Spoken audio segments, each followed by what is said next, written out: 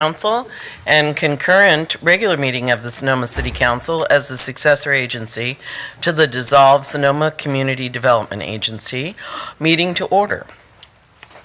So we're going to go ahead at this point. Let's see, we convene, call to order, and do the Pledge of Allegiance, and that would be Zan Clark. Okay. I pledge allegiance to the flag of the United States of America and to the republic for which it stands, one nation, under God, indivisible, with liberty and justice for all.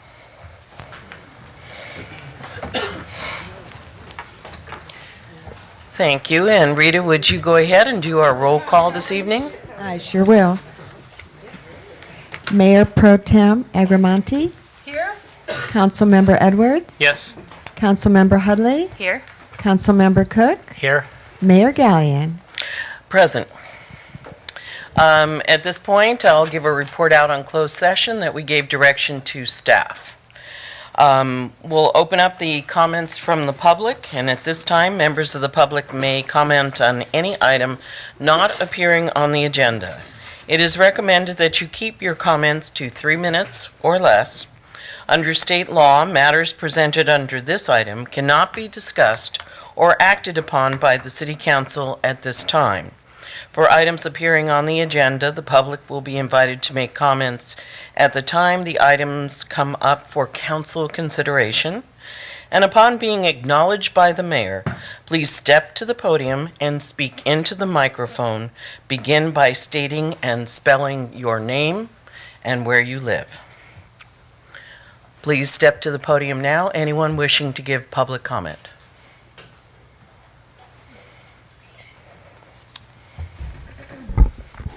Jack Wagner, 540 Fano Lane.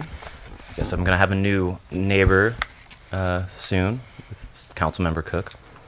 I attended the meeting on Thursday. It was pretty packed. This is about like a 20th of the people that were here. It was like out into the... Cook was there. David was there. A couple people asked me after I spoke, and I just got someone asking me again. So I will be running for City Council this year. Probably won't file stuff until summer, and just grind those last 3 months. I'll still be accessible out here, speaking on issues. Found a little organizer. I've been getting organized in my personal life, getting credit started. I never had a credit card. A little United States Postal Service organizer, starting to get a few people to help me with door-to-door and do some events. I got someone volunteer to be a campaign manager, though I'd probably be teaching him more than the other way around. Yeah, I think it should be fun.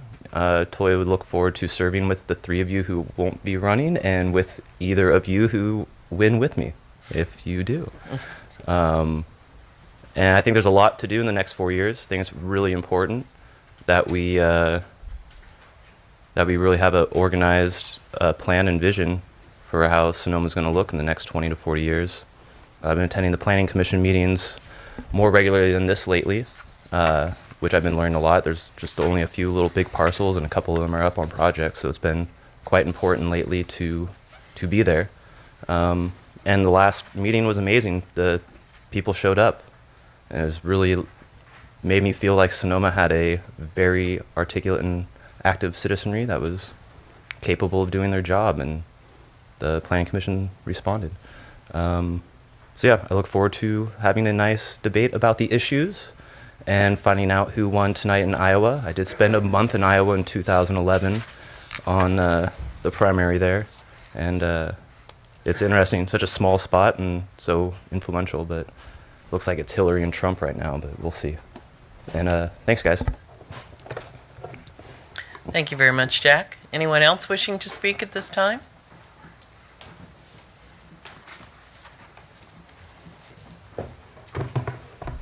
Hello, my name is Lisa Marie, and I live at 3985 Preamble Place from Boise, Idaho. So Mayor Lori, you had a nice conversation with Jody Suter a few weeks ago, and Rachel, you spoke with Jody Suter. So the reason why I'm here is I took a wrong turn in Sonoma. So I'm running for President of the United States. I was going to be on the ballot in 2016. My daughter has been using drugs. My daughter is 16 and a half years old. I decided not to run for president until 2020. I've been on the ballot for Congress in Idaho in 2014. I will be on again in 2016. I love your city. Your city has 10,600 people. The love that is in that city and in this city has blown my mind. I'm not going to take more than 3 minutes. My goal is to get as many people to understand how important it is to serve in our country. And we have to put our lives on the line for this. What I would like for you to know is that I'm on the way to Washington, D.C. I will go into every U.S. House of Representatives office and all 100 senators. Where my heart is, I have no platform. I am a mom. I landed the U.S. News and World Report in 2005. I just finished helping an underdog running for governor in Idaho, got him in Time magazine, and I search for the underdogs. There are two people within your presence in this room that I have convinced, bartered under the table, done whatever that can. And if we don't have humor, what do we have? But these two people have stopped my heart. They stopped my heart in a way that they believed in me in less than 24 hours, and I believed in them. They have made a commitment. They will get on the ballot for U.S. House of Representatives federal. So you have two people that live in Sonoma County and in Sonoma, and they will not let anyone know in what state or district they will run for until the day they get on the ballot. So I just want to say thank you. And Mayor, you are a lovely woman. And this city is in a place right now to be able to put yourself so far above other cities, not in an egotistical way, but you have two people that will speak after me that are going to say why they're running for U.S. House of Representatives. And I'm going to tell you where my heart has been. If I did not put a lot of money away, I would have been homeless because of the laws in our country and what happened to my business. And no one cared about my children. So I have lived a very hard life, and I'm happy for it. But what I want to say from my heart is I want to thank each of you for serving in your city. Blessings. Thank you. May I give you one of these? You Can I can hand go this ahead to and you? give it to Rita over there, and she'll make sure we get it. Here, Rita.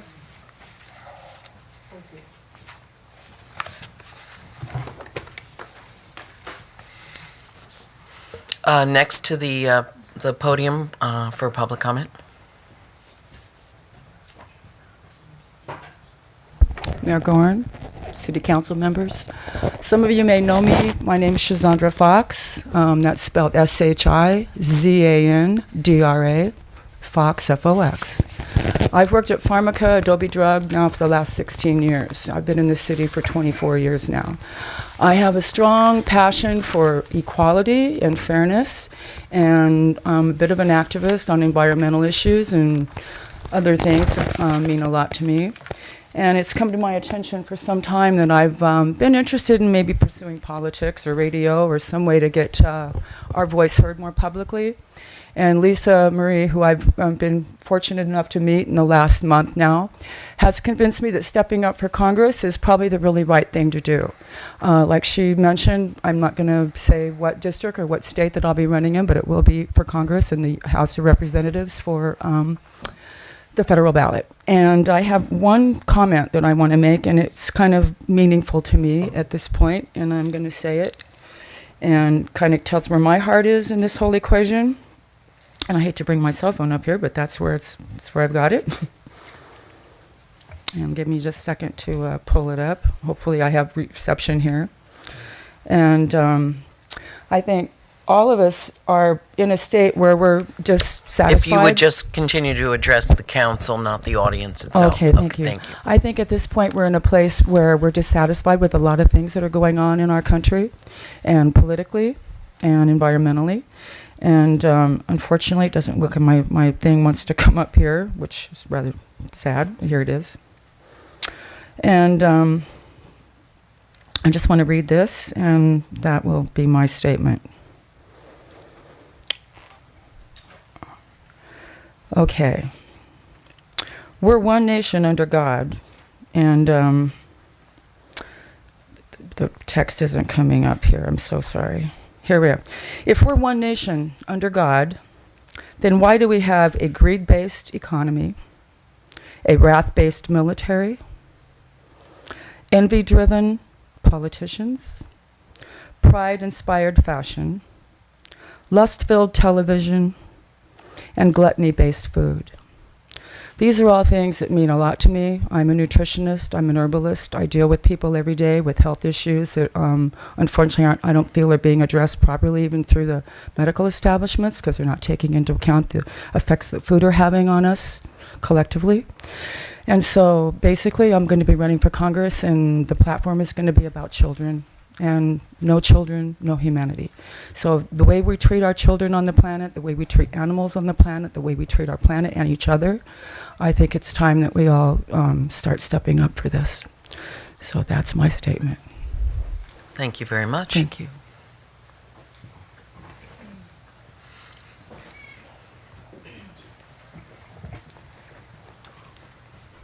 Greetings.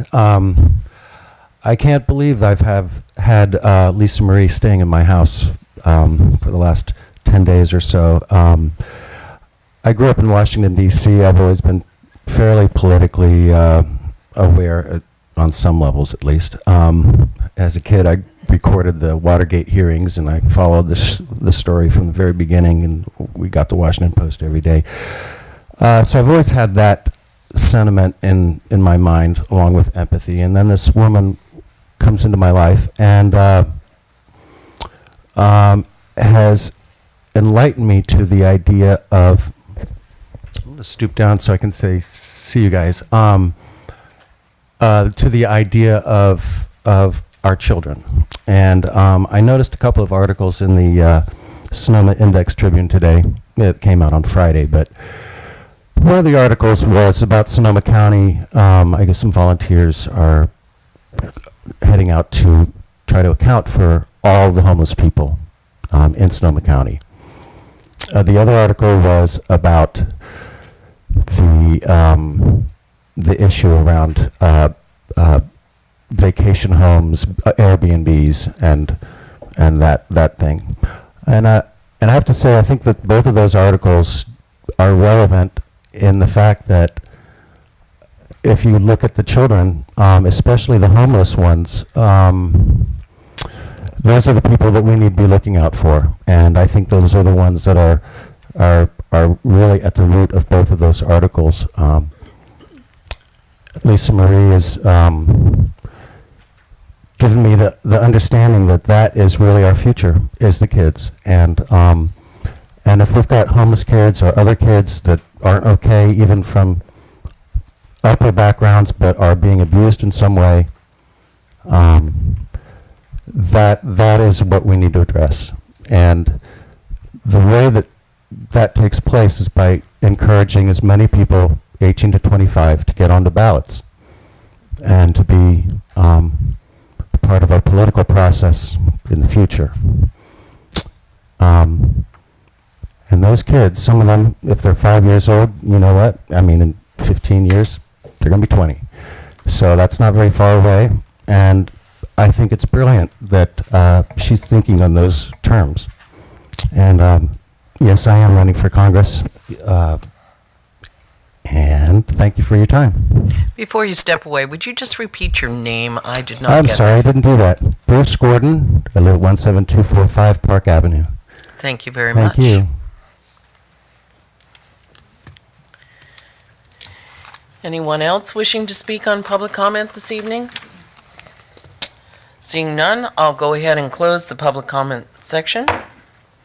Council members, do we have any meeting dedications this evening? All right, seeing none, we'll move to presentations. And I'll just get myself down below for my proclamation. And Joanne, would you meet me as well?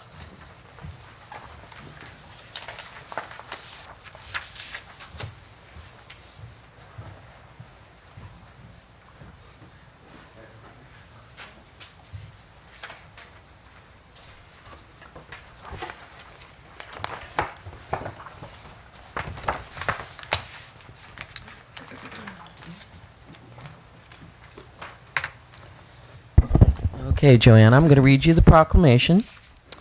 This is Rise Up to End Violence Against Women Day, February 14th, 2016. Whereas 1 in 3 women and girls worldwide will be a victim of rape or violence in their lifetime, and whereas these crimes against women do not discriminate against any country, age, socioeconomic, or ethnic lines, but cross all these lines, and whereas communities across the globe are rising up with their collective voices to raise the consciousness of humanity, and all men and women should rise up and demand a shift from the confines of systems, cultures, and structures that cause or contribute to violence against women. And whereas our daughters, mothers, grandmothers, partners, and spouses deserve to be free from a life of fear, and whereas the Sonoma City Council and the people of Sonoma are committed to protecting individual freedom, eliminating violence against women in all forms, now therefore be it resolved that I, Lori Gallion, Mayor of the City of Sonoma, hereby proclaim February 14th, 2016 as a day to rise up to end violence against women Day in Sonoma. Congratulations. You might want to say a few words. This is an international event, and this is the 4th year that it has been adopted by the Commission on the Status of Women for Sonoma County, of which I'm a member from this district.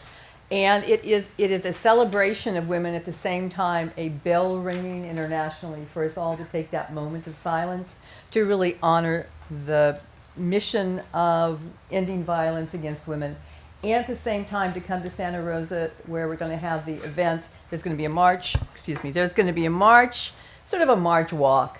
There's going to be dance, there's going to be music, and a real opportunity for us all to join together, men, women, children, pets, right, in the celebration of women and in our commitment to ending violence against women. I hope you can all join us.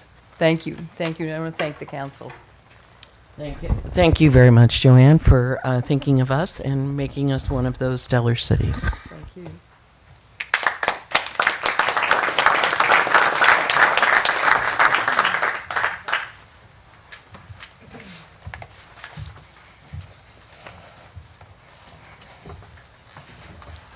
All right, our next item on the agenda is the consent agenda and calendar order. Does anyone wish to change the calendar itself? Okay. Anyone from the public who wishes to change the calendar at all? Okay. Bring it back to council. We have no other items on the consent agenda, and we will stay with the calendar order. Our next item will be the consent calendar agenda order, City Council as successor agency. Seeing no issues there, any members of the public wishing to comment on that? Seeing none, we'll bring it back to council. Next item would be public hearing, and there are no items for public hearing, so we will move to the regular calendar agenda for City Council, and that's probably the fastest I've gotten to that point in a very long time. So we'll go ahead. We have item 7A, which is discussion, consideration, and possible action to provide direction on the authority and administration of the Sonoma County Waste Management Agency, JPA, and potential extension of the agency. And I believe, City Manager, you are in charge. Thank you, Mayor Gallion, members of the City Council. I'm going to make my comment very brief in that you have a lot of information in your agenda packet regarding this item. And to assist us tonight, I'm going to actually turn this item over to Patrick Carter. I'd like to introduce Patrick. He is the interim executive director of the Sonoma County Waste Management Agency, JPA.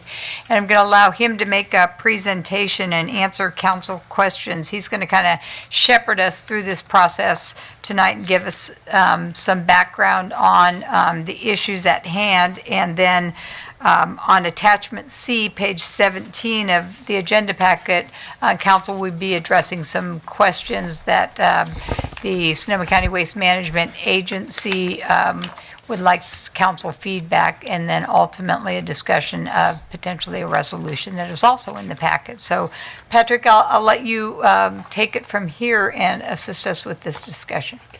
Thank you. Thank you, City Manager Geminato, and good evening, Mayor Gallion and council members. Thank you for taking the time to address this item tonight. Just to give a brief overview of the Sonoma County Waste Management Agency, we were formed in 1992 to deal with state law requirements, specifically the composting program for the county, household hazardous waste collections, solid waste education, and solid waste planning and reporting. We're pretty small. We have 6 staff members normally. We're down to 5 right now as I'm doing double duty as the interim executive director and the budget manager. We previously managed the composting program, the countywide program there at the central disposal site, but that's since been closed down, and now we're managing the outhaul, the wood waste, and the yard debris that comes into all the county solid waste facilities. We also manage the household hazardous waste program at the central disposal site, and we have mobile collections every Tuesday somewhere in the county. We were here in Sonoma on January 19th to do a collection. We'll be in Oakmont on February 16th, and then back here in town on April 12th. So we have services that are at a central location, and we branch out to try and make it convenient for people that don't want to make the trip down to Petaluma. We produce an annual recycling guide in both Spanish and English. You may have seen it. We partner with all our member cities to get these out there and help spread the word about ways we can keep things from becoming trash. We develop a whole bunch of resources. We do a lot of business outreach. We do presentations in schools. We let people know about the programs that are out there and how they can keep things from going into the landfill where it stays forever. We also submit annual reports on behalf of all of our members, things that are required by state law. So to get into why we're here today, we have a 25-year lifespan, and we are at almost exactly 24 years into that life cycle. So the question we're asking all of our members, of which Sonoma's a member, and then all the other 8 cities and the county make up all the members, we're asking whether you want to extend, whether you want to replace us with a different agency, or whether you want to basically go alone and do it all on your own. That we've been here before. If this sounds familiar that we were asking these questions, it's because we did this last year. We did not get consensus before. About the only thing that we got consensus on is that people thought that acting regionally was a good idea. It didn't make sense to do the same thing 10 times over in the county. But we're trying to coalesce the ideas and see if we can get to an agreement here on how to go forward. The options have changed slightly since the last time. Before, the options were whether we renew the agency in one form or another, or have operations moved out to the county, which runs the central disposal site. So the thinking was, since they own the area that does most of a lot of the programs, why not give that to the county and have them take care of it? That option, the county option, has kind of come off the table because having a regional government doesn't really work with one member kind of doing all of it. If you want to have input regionally, why not just have an independent board of directors, was the thinking on that.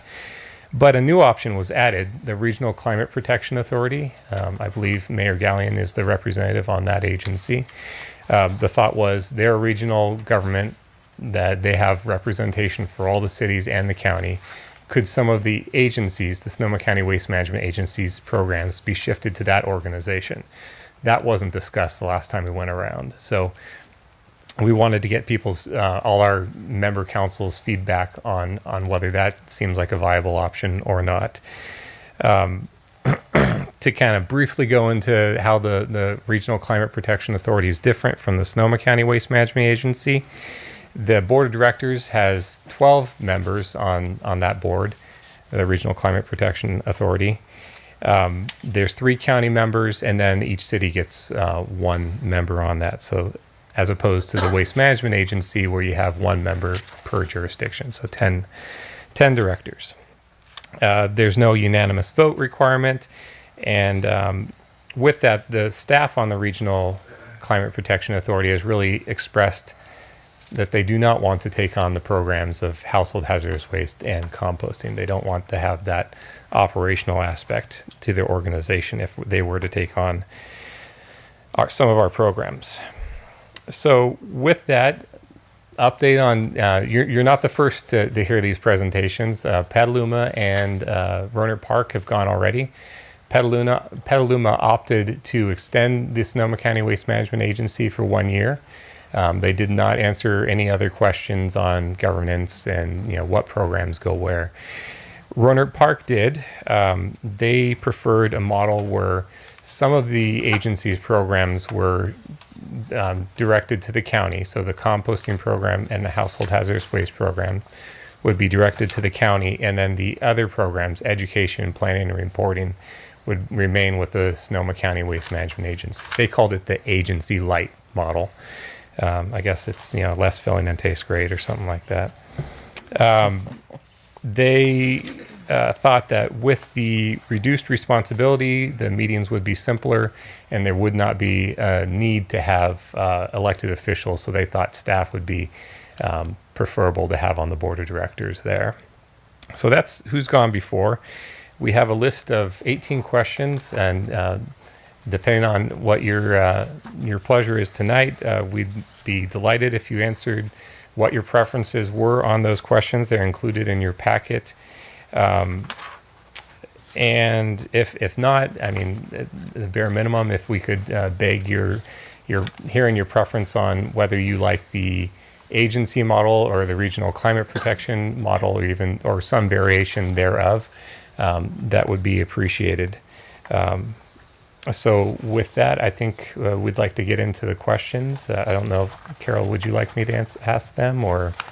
Okay. All right. Thank you. So.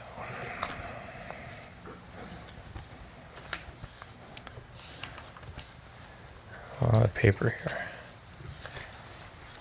So we are on page 17, is that correct, of our agenda? That is correct. That is correct. And we will go down. The second half of the questions in italics, you have addressed these questions before, so I put in italics what your response was in your previous discussion, just to assist you with kind of remembering what you had discussed previously. Okay. Thank you, Carol. So the first question is, are you interested in participating in a regional composting program? And if yes, who would be the authority responsible for that, whether it be the agency or whether you would contract that out alone, presumably with the county for that service?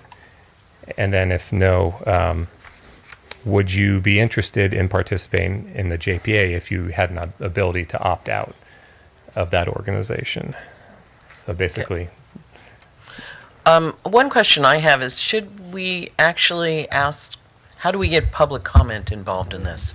We were just discussing that. I think it'd be best to hold off on this survey and responding to it until you've conducted the public hearing, getting everybody's comments and ideas, and then closing the public hearing and then going through this survey. Okay, and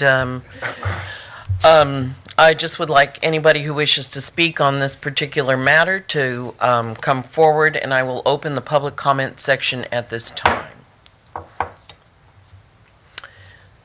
If no one is going to come out and speak on this, then we will have you, Patrick, come back to the podium. Thank you very much. Thank you for that rest. That was very invigorating there. So back to the question, participation in a regional composting program. Either yes, and then who would be responsible, who would have the authority for that program? It could either be the Sonoma County Waste Management Agency, or if you prefer to model like the agency model, like agency light model that Runner Park preferred, it would be each individual city contracting with the county. So basically the county would run that program, and then like you have your garbage service, you contract out and have arrangements with your through your franchise garbage company where that material goes. So. At this point, any council members having questions of Patrick on this particular item, please be recognized. And yes. Oh, sorry. Yes. Are you ready, Madeline? Yeah, I am. Okay. Patrick, I wanted to ask just a couple of questions with respect to number one. I certainly am in favor, personally, of course, staying with the agency. One of my concerns has been, and with respect to, I don't know where this would end up with the county, the SCTA, I have no idea. But one of the things that concerns me, especially the discussions that have been going on with the SCTA, is that there are 3 supervisors on that. I've never seen this. I've been in government for a long time. I've never seen this. And if you're not able to comment, that makes me very uneasy to be able to hand over this very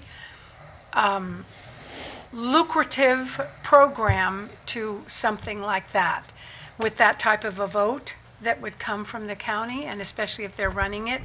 So I guess, am I hearing that it would be a whole new agency, or the county itself? With the SCTA and Sonoma County Transportation Authority and the Regional Climate Protection Authority, they're 2 different government agencies, same board of directors, just for background. That organization is not interested in the composting aspect of our programs. So that's why the options here are either the Sonoma County Waste Management Agency or basically all the cities contracting individually. That one wouldn't be run by the RCPA. But to answer your question, yes, they do have the 3 county members, and you do have 9 cities. They don't have unanimous vote requirements, and it seems like 3 votes out of 12, while a lot, doesn't necessarily, it's not overwhelming. You'd still need to get at least 3 other votes to get something to pass. So. And I understand that for just governance sake, it makes me have chest pains, I think.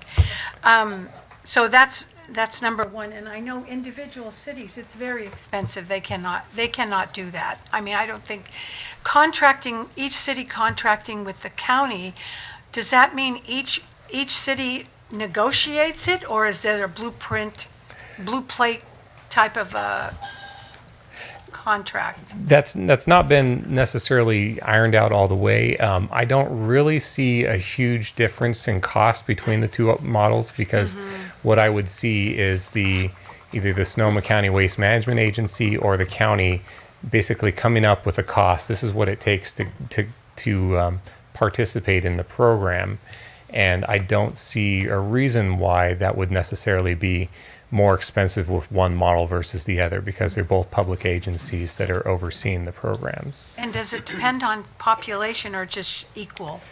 I don't think that there would be different prices for the population. I think that where you might get different costs is if some decide to opt out of it, and that way some of their flow, the amount of material that they'd be bringing there, is going elsewhere, and so that kind of brings down the economy of scale, because it's going to be a certain cost to build the new compost facility, and if you have fewer tons going into that system to offset that cost, that's going to raise the price. So that's the only way I could see there being a difference. Thank you.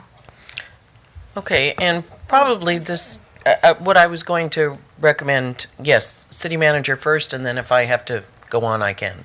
Sorry, thank you. Through the mayor, I would just also like to remind the council that the city could also, depending on what the arrangement, if the council voted no, the city could opt out of the composting program.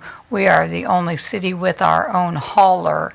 And as you'll recall, when we negotiated our last contract with our hauler, they are also looking at a local composting program. So I would like to remind the council of that as well. So at this point, it's unclear whether we would be opting into the composting program or opting out. And would we be doing, at this point, if I just asked for a straw poll, show of hands, or do we need to verbally vote on each question? Straw vote's fine. This is not binding on the council. It's just to give the other cities and the agencies some sense of where the councils are heading or would like to head.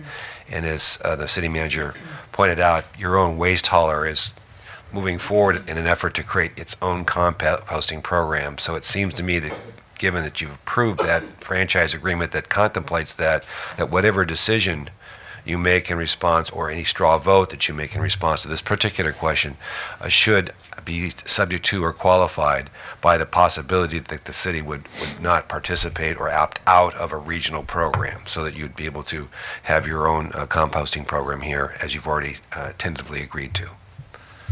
All right, so then if I was to call for the question by a show of hands, those who are willing to vote yes, we would then show our hands for who was yes. All right, do we have any further discussion? Are we ready to take the poll? Yes, go ahead, Councilmember Hundley. So with this first question, the way that we're answering it now is subject to the possibility that if we worked out our own deal, that might change? Are we answering assuming that we're not going to do it ourselves and this is just sort of our default? Well, this is asking if we would participate, yes or no, in a regional program. And again, it's non-binding, but based on your discussion, if we're looking at a local program, then potentially your vote would be no, because you'd be looking at opting out for a local program. So what happens if the local program ends up not working out? Basically, again, because this is a straw vote, and it's still to be determined, our local hauler will need to report back to this council the progress by September of this year. So we'll know long before there's actually a more concrete vote taken on the opt-in or opt-out. All right, and at this point, not knowing the duration or timing of this particular authority, we are taking this date and time in place, correct? Meaning that we are not talking forever after, this is just as a sample? Correct. Because there is the possibility that we could decide that we would like to renew for an additional year and extend the agency just a year. Is that correct? Correct. That is the resolution that's in front of you today, just the one-year extension. And with regard to your responses, I'm here. I hear the discussion that's going on, and if there is a no vote on the regional program, I hear your rationale behind it, and I can explain that when I talk to other cities in the county about that. That it's not, a vote of no confidence in the region. That there's complexities behind it. So, Okay. Any further questions of council? Then I'll read the question. Does Sonoma wish to participate in a regional composting program? Those who want to vote yes, please raise their hand now. And I have no show of hands. Those who wish to vote no, please raise your hands. And we have 5 here for that. And if it is no, would Sonoma participate in the JPA if there is an ability to opt out? And so we could answer yes or no to that. Any questions on that issue? Then I'll call for the question. Would it be yes, that Sonoma would participate in the JPA if there was an ability to opt out? And no. Would Sonoma participate in the JPA if there's an ability to opt out? Well, we don't have an answer on that one. Mayor Gallion, I just conferred with our city attorney, and Patrick, correct me on this if I'm incorrect. We were just discussing the possibility of skipping over the questions and going to the discussion of the resolution, because there's so many continuing discussions and outstanding issues with regards to moving forward with either the RCPA or the agency. It seems like if the council were to consider supporting the one-year extension, a lot of these discussions potentially during that extension probably will give more clarity to these questions than I think we can provide tonight. So, I'm kind of seeing if you might want to take up the option of not providing direct answers tonight and just moving forward with just the question of the resolution of whether you wish to support the one-year extension of the agency. Patrick, does that seem reasonable at this point? Yeah, I guess if I could ask one other thing on top of the consideration of the extension would be, the only real new piece of information here is the Regional Climate Protection Authority. You haven't weighed in on that before because it wasn't a question before. So if I could at least get a yes, this is an option worth pursuing further, or no, we're not interested in that option, that would help me at least narrow it a tiny bit, so that we can report back. I mean, if it comes out that 7 are in favor and 3 are not, then that seems pretty clear that we should focus on that. Or if it comes out that nobody's in favor of it, then that takes that issue off the table, and then it just becomes a matter of what programs and what voting requirements. So if you could just indulge me to answer the question on whether the Regional Climate Protection Authority is something you feel is worth pursuing as an option, I'd greatly appreciate that. And I don't think the council has any of that back. Madeline, do you wish to comment on this? This is starting to sound like the meeting from the board itself, because its questions are so intricate. I mean, I would explore the possibility. I don't necessarily feel that I support that, but I do overall support. And I have to make a comment. I believe that SCTA also said, the board members, I believe, voted, and they also offered that, why don't we just renew this for another year? I may not have heard that correctly, but I felt that that's what I heard them say. Because so much is involved in this that it's too hard to determine, we shouldn't just end it and then see how it all settles. So I actually think that there was that agreement. Our CPA itself sort of offered what they would be willing to do, and I think they felt, there's another agency that might be asking for their help as well on something else. So I can only say that I do support the additional year, and with respect to the other agency, I just have mixed feelings just because of the road I have found myself on, and I didn't know I was on that road. So I never know what this involves, and that's why I'm concerned about that.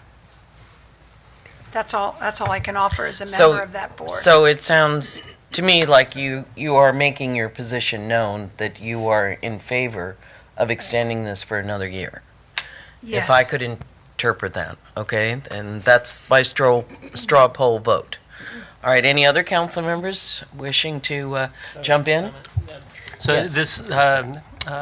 this group has been operating for 24 years, so I think extending it for a year makes a lot of sense, and rather than changing it to the climate protection group, let's extend it, move it on. I'm not sure if I'm in favor of divvying it up later, but I think we should just go ahead and make the motion and move on with it for another year.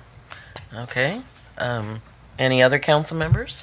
Yes, and I agree with Councilmember Edwards. I would be supporting an extension for 1 year, but I would like to leave it at that.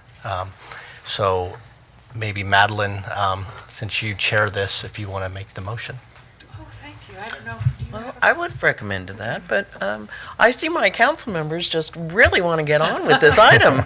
I think, how about if we have Councilmember Hundley weigh in first, and then I will entertain the motions. I agree that I support the year extension, and I feel like I need more information about this new idea anyway, so I don't feel I can say yes or no on it, but I tend to concur with what my fellow council members have said.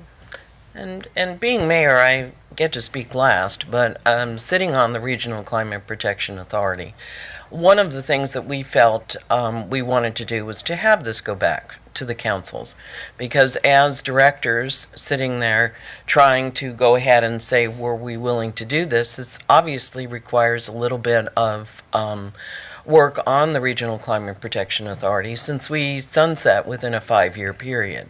So the question would be, why go ahead and distribute and put this forward without, number one, finding out that we're going to actually be in creation for the period of time that needs to sustain this. And 1 more year would give us the ability to research our options as well. So I would be willing to now hear and entertain a motion.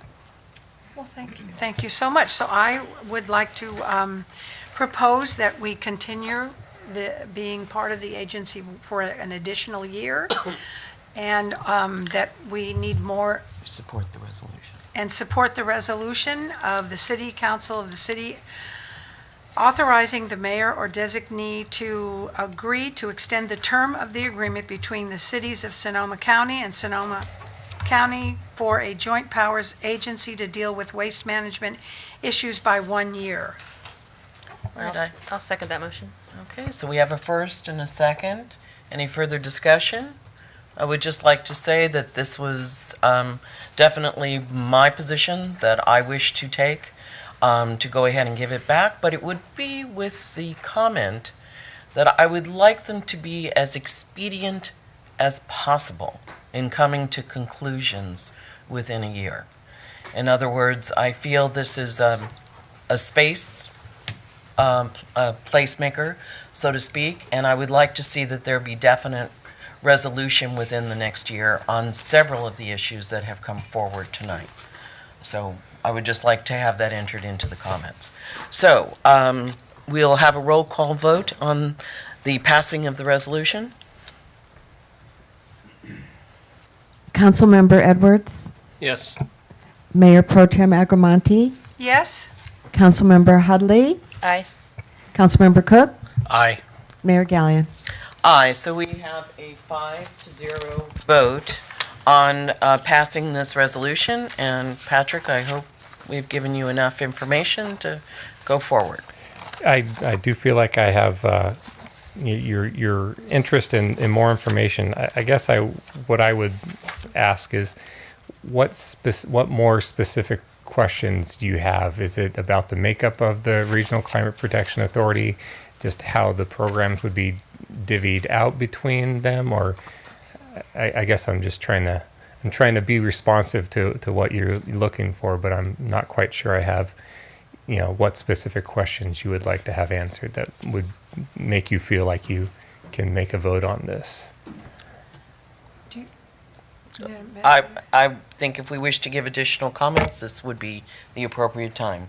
Mayor Pro Tem Agramonte.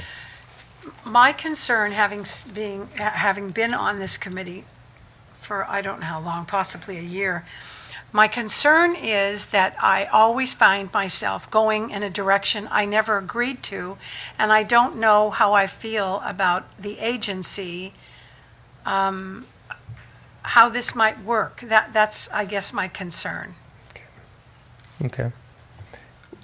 So would I be helpful if I gave you, if I brought your concern about the regional composting program and how you might want to do something separate and how that would play into the the larger scheme, would that be helpful information? And Well, you know what, I don't know how far along we are into this, and possibly our city manager or attorney might be able to elaborate on that, because I'm not really privy to what might be going on in that respect, with what we're doing ourselves.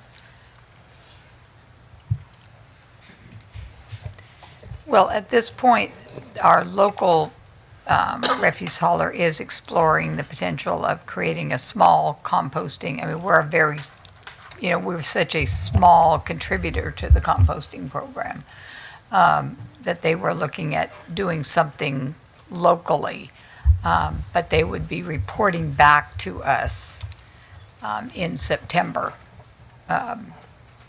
to notify us that whether that would actually be going forward. And I think that's possibly why I have no comments, because I'm not privy to any of that information. So I wish I could say more, but I can't. Yes, Councilmember Cook. Well, I guess my biggest question is the feedback. You have 8 questions here that I've answered, but it sounds like tonight we're probably not going to answer those. How many other cities did not answer the 8 questions? so far, there's only been 2 cities that have gone, and Petaluma did not, and Roanoke Park did answer some of the questions. I guess what I'm trying to do is I don't want to waste your time. I don't want to come back in 2 months and ask the same questions again. I want to be able to give you the information that you need to make a decision. So if it's just a matter of seeing where other folks have come down on these issues, I'd be happy to come back again and update you on that. Yes, Councilmember Cook. Well, I guess if we wanted to go to number 1, it says, does Sonoma wish to participate in regional composting program? That was the question that we asked earlier. Our straw vote was no, and if no, would Sonoma participate in a JPA if there was an ability to opt out? These are all questions that, it just depends if my colleagues want to go through this. I mean, I would, or do we just want this to come back at a later date? Yes, Jeff, our attorney. The city attorney's group has been meeting with county council on a variety of issues on a quarterly basis, and this topic has come up a couple of times. There really are a lot of balls in the air here, and the extension for 1 year, I think, will assist in identifying what all those balls are. For a couple of examples, the questions posed here are, do you wish to have the functions of the Sonoma County Waste Management Agency, and there are 4 basic functions, shifted over to the Regional Climate Protection Authority?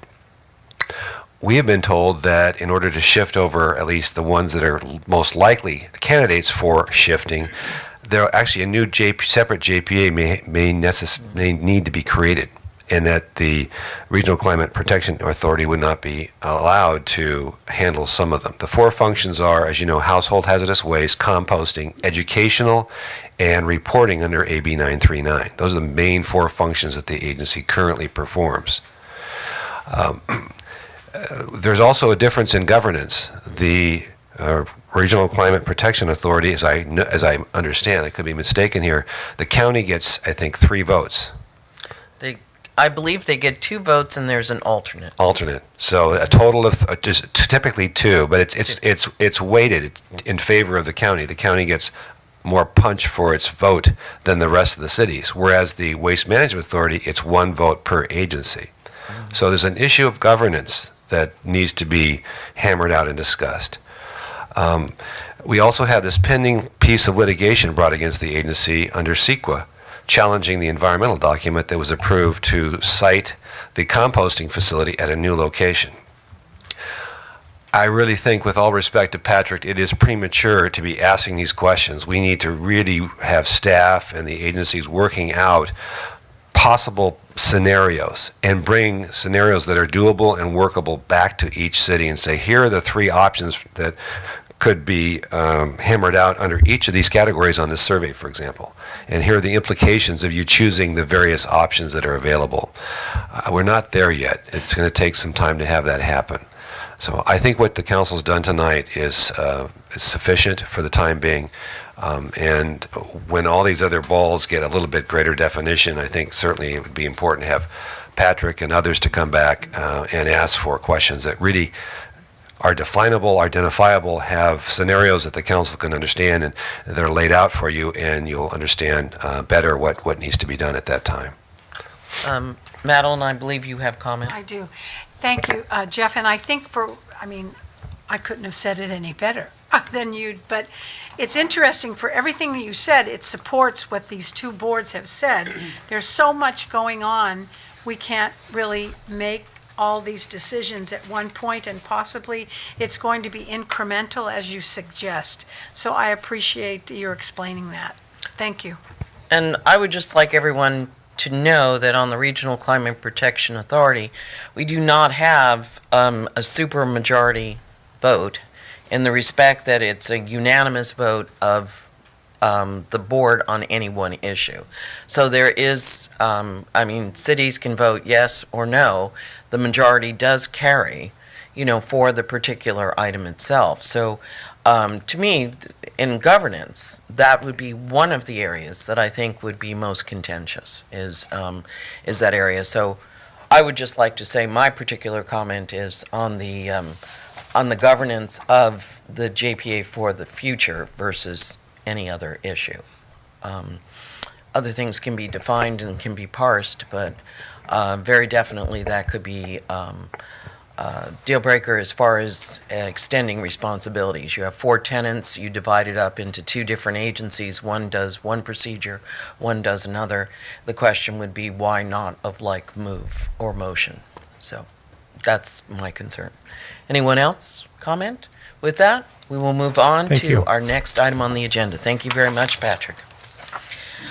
All right, and our next item is discussion, consideration, and possible action on a request by the League for Historic Preservation to confirm that the Masonavi House lease allows for ancillary events as a means of fundraising for the upkeep of the Masonavi House. And I believe, David, you will be lead on this? That's right. All right, thank you, Mayor Gallion, members of the City Council. Again, the Sonoma League for Historic Preservation is requesting the council to confirm that the occasional use of the Masonavi property for events, including weddings, is allowed for under its lease with the city as an ancillary activity that's consistent with the primary use of the property as a museum. The property, of course, is located at 289 First Street East. It's about 4,000 square feet in area, and it's been developed with the single-family residence, which is now the Masonavi Heritage Center, as well as an outbuilding. It's been under city ownership since 1991 as a result of a bequest by Henry Masonavi with terms that limit its use to a park and/or memorial museum. Following a search for partners to help upgrade and make use of the residence, in 2001, the council entered into a 25-year lease with the League based on their proposal to renovate the building and make use of it as a museum and as the League headquarters. That renovation ultimately proved to be far more costly and time-consuming than anticipated, but it was completed in 2008 at a cost of somewhat more than $700,000, with including a city contribution of $350,000. Under the terms of that lease, the League is responsible for all repairs and maintenance of the building and premises. In the past, a major component of that funding had been raised through the efforts of the League Auxiliary, which raised money from a variety of fundraising events, as well as the occasional rental of the property for celebrations and weddings. In 2011, that auxiliary was disbanded, which has led to funding shortfalls in the area of building maintenance. The League, therefore, is now in the process of reconstituting the auxiliary, and as part of this effort, the League wants to make sure that its activities are consistent with the terms of the lease. Section 4 of the lease, which describes the intended use of the property, reads, "The premises are leased to the tenant for the purpose of establishing and maintaining a museum and research library open to the public during established office hours. Other uses customarily associated with museums, such as offices, meetings, and social events, are also permitted." And we have another section in the lease that prohibits the subletting of the property. Now, to get into a little bit more detail in terms of what the League and the League Auxiliary are proposing. First, in terms of the primary use of the property, that definitely is as a museum and research education center with respect to historic preservation and historical building sites and personages of Sonoma Valley. The residence also includes an office for League activities and a meeting room that's used for a variety of purposes, including lectures on local history and preservation issues, as well as some use by outside groups in need of small meeting space. In addition, the League uses the property for fundraising and member events. In staff's view, all of those uses are clearly within the scope of what's allowed under the lease.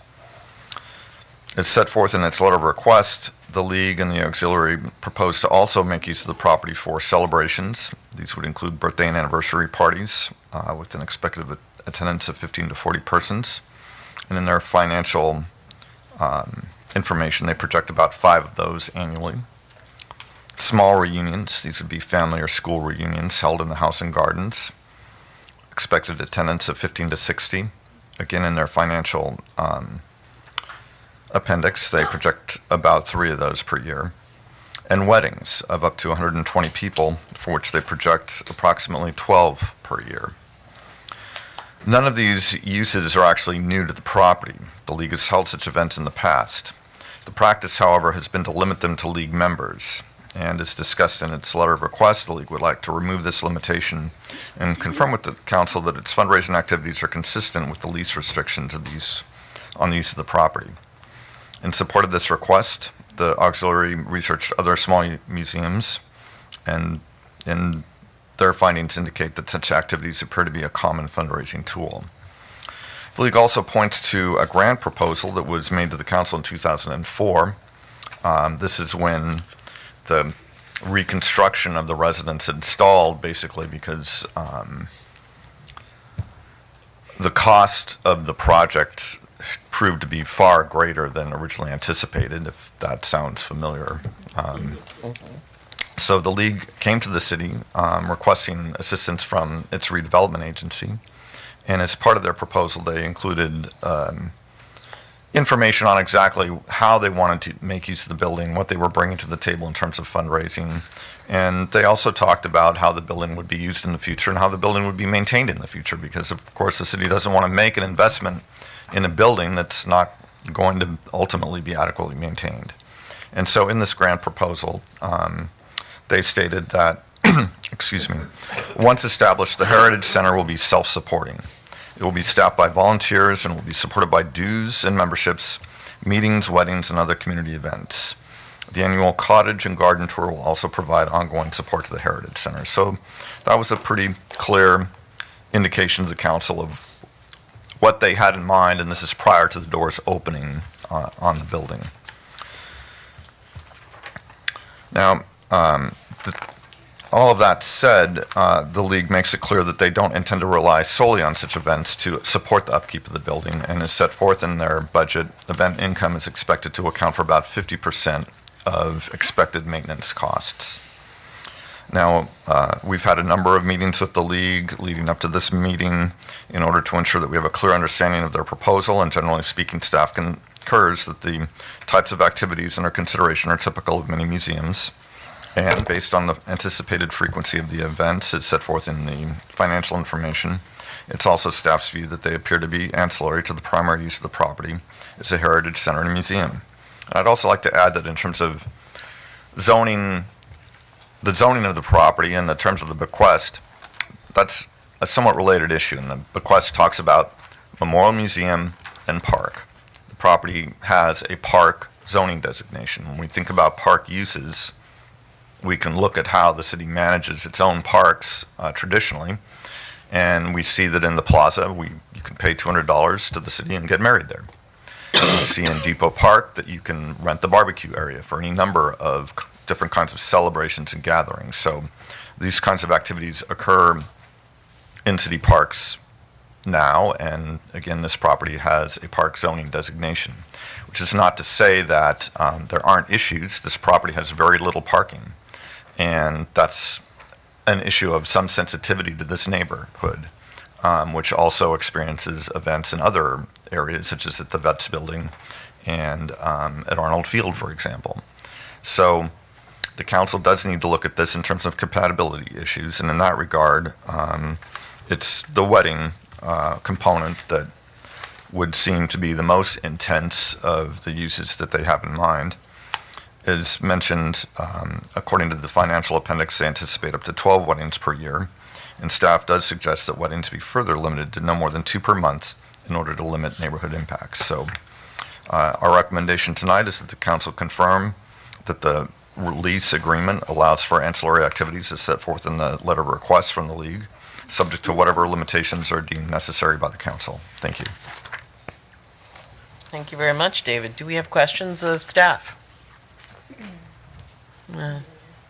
Okay, maybe later. I would think at this point that we would probably be opening it up to the public for public comment, unless city manager. We would like to hear from the league, I think, at this point, if they would like to make some comments, and then, And then go out to public Yes. after that. All right. Good evening. My name's Ethel Daly, Ethel-Daly. I reside at 753 3rd Street East and lived in Sonoma for 17 years. I represent a group called the Friends of the Masonavi. And in 2003, members of this group formed the auxiliary board of the League for Historic Preservation. And the purpose was raising funds, as David has said, to renovate the house, but also to raise awareness in the community with regard to historic preservation. We worked with the League in the city and raised the needed funds to renovate and open the house in 2008. We've raised over $100,000 to support the house and League operations. Last year, we reconvened as we were concerned about the deteriorating condition and lack of use of the Masonavi house. Together with the League, we've submitted the proposal before you, which we feel is essential in restoring the house to its original purpose and finding additional income source to contribute to covering the operating cost. We feel the description of use for the Masonavi house and its property is consistent, as David has said, with the will of Henry Masonavi, the lease with the city of Sonoma, the 2004 grant proposal to the former Sonoma Redevelopment Agency, and the previous use of the properties from 2008 to 2011.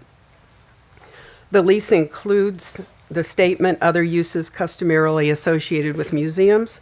So I did interviews with staff of over 7 different historic house museums in the Bay Area and determined that events such as weddings were a major part of the revenue used to support their operating cost. And we provided an appendix for those interview notes. The 2004 grant proposal stated that it's be staffed by volunteers and supported by dues memberships, meetings, weddings, and other community events. So clearly, from the get-go, the idea was that that would be a part of the mix. Henry's will states that the parcel shall become property of the city to be used specifically for development as a memorial park or museum facility. And the house museum really represents a period house with furnishings and fixtures that represent a 1910 cottage home and how that was decorated, and which is unique. In our discussions with city council members and staff, the property was described as a treasured jewel of the city that supports the cultural character of Sonoma. Together with the guidance of the president with the League for Historic Preservation and city staff, we put together a plan for the next 18 months, during which time we'll test the assumptions. And why we selected 18 months is if you said today, yes, we can go, people plan weddings 18 months in advance or 12 or, not just, we could start this right away. We're going to refine our plans over this period of time and measure success against the goals and work with the city staff. We've already talked about meeting with them frequently and giving feedback on what's going on and what's working and what's not. We've done our homework. We researched other historic house museum uses, met with neighbors. We've looked at parking options and discussed many of them, discussed pricing and discounts for the first year, began identifying improvements to the property and grounds, and put together ideas for additional fundraising opportunities. We're not asking for a blank check. We are sensitive to any neighbor's concerns about potential noise and parking impacts, and we've started dialogues with them. We want to use this 18 months to review the results, and if issues arise, working with city staff, make adjustments. There's much more to do, but until the city agrees that the interpretation of the Masonavi lease would include the proposed slate of events, we're on hold. We firmly believe that without these events, we'll not be able to return the Masonavi House to its full potential as an asset to the city and community. So we're asking City Council to vote a yes on a motion that confirms the Masonavi House lease interpretation of other uses customarily associated with museums to include weddings and other events. Thank you.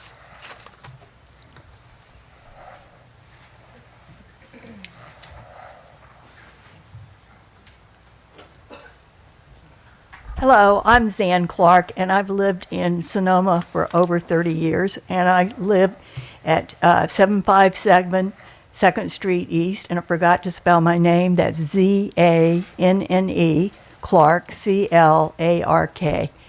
I also live in the historical overlay, so I'm particularly sensitive to what happens in this city as you are. I love Sonoma as you love Sonoma, and that's one reason I'm involved in the league.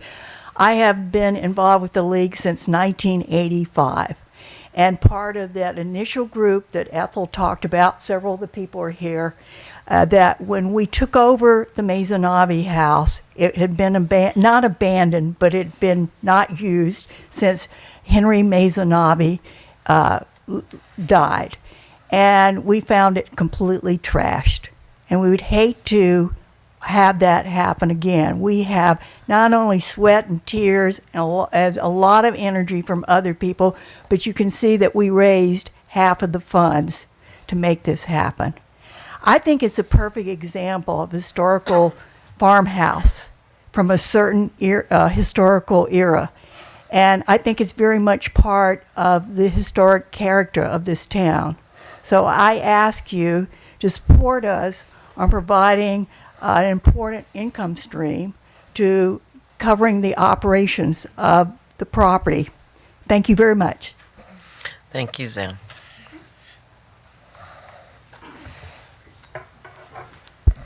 Good evening, Mayor and Council members.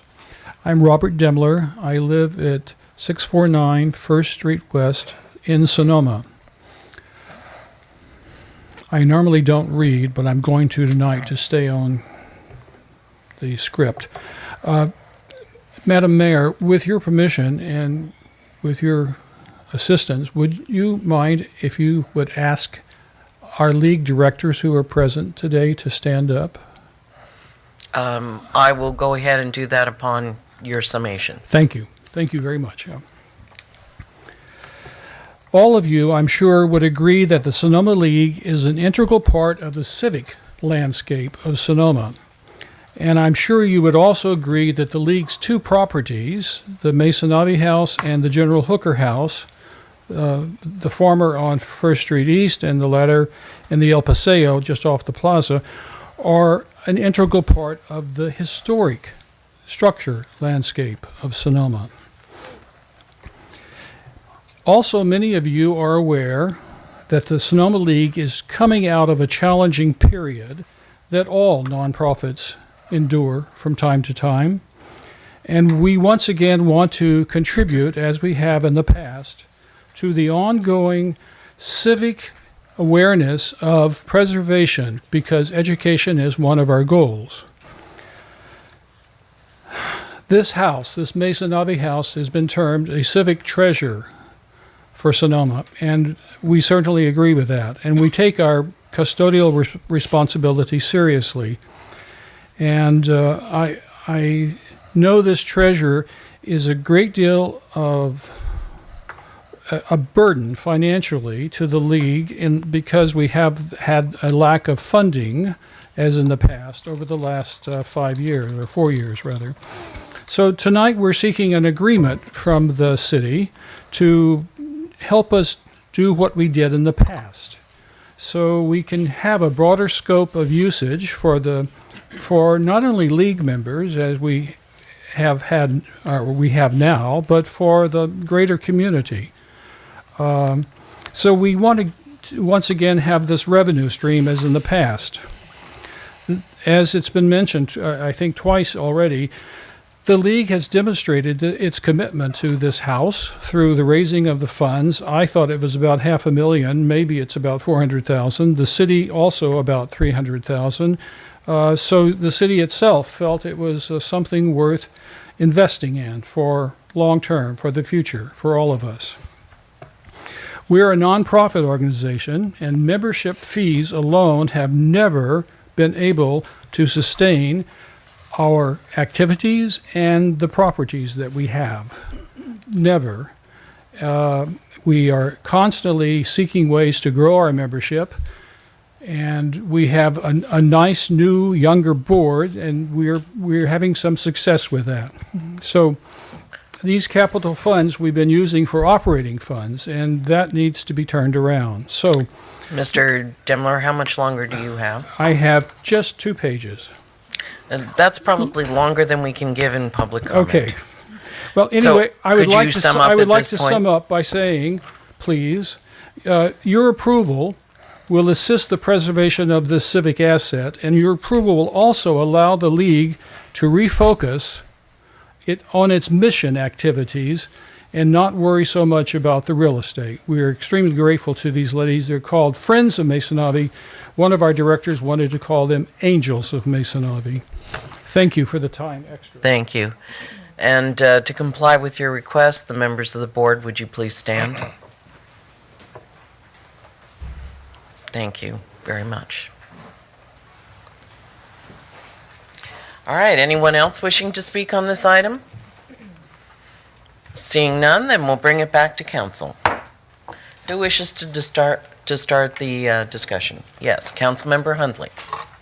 I have a couple questions and then I have some comments for our planning director. So a project like this, is the reason it's coming here, I know today we're interpreting the lease, but as far as details about issues like parking and capacity and things, which would usually be heard by the planning commission, is it because it's a city property and that's why it's coming straight to us? Or is there the option of having the planning commission deal with the things that they usually talk about, like parking?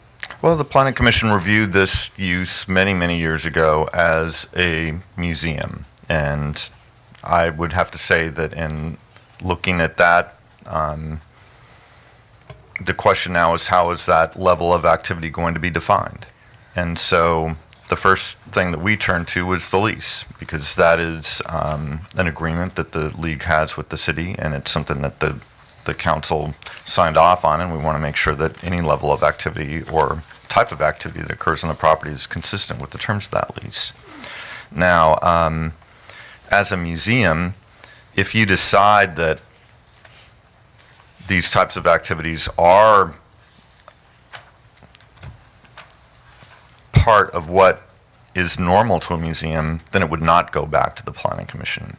If you said, no, this kind of goes beyond what we think should be, or what we conceive of as a museum, then we would need to look at possibly amending the lease and also look at sending them to the Planning Commission for a different kind of review.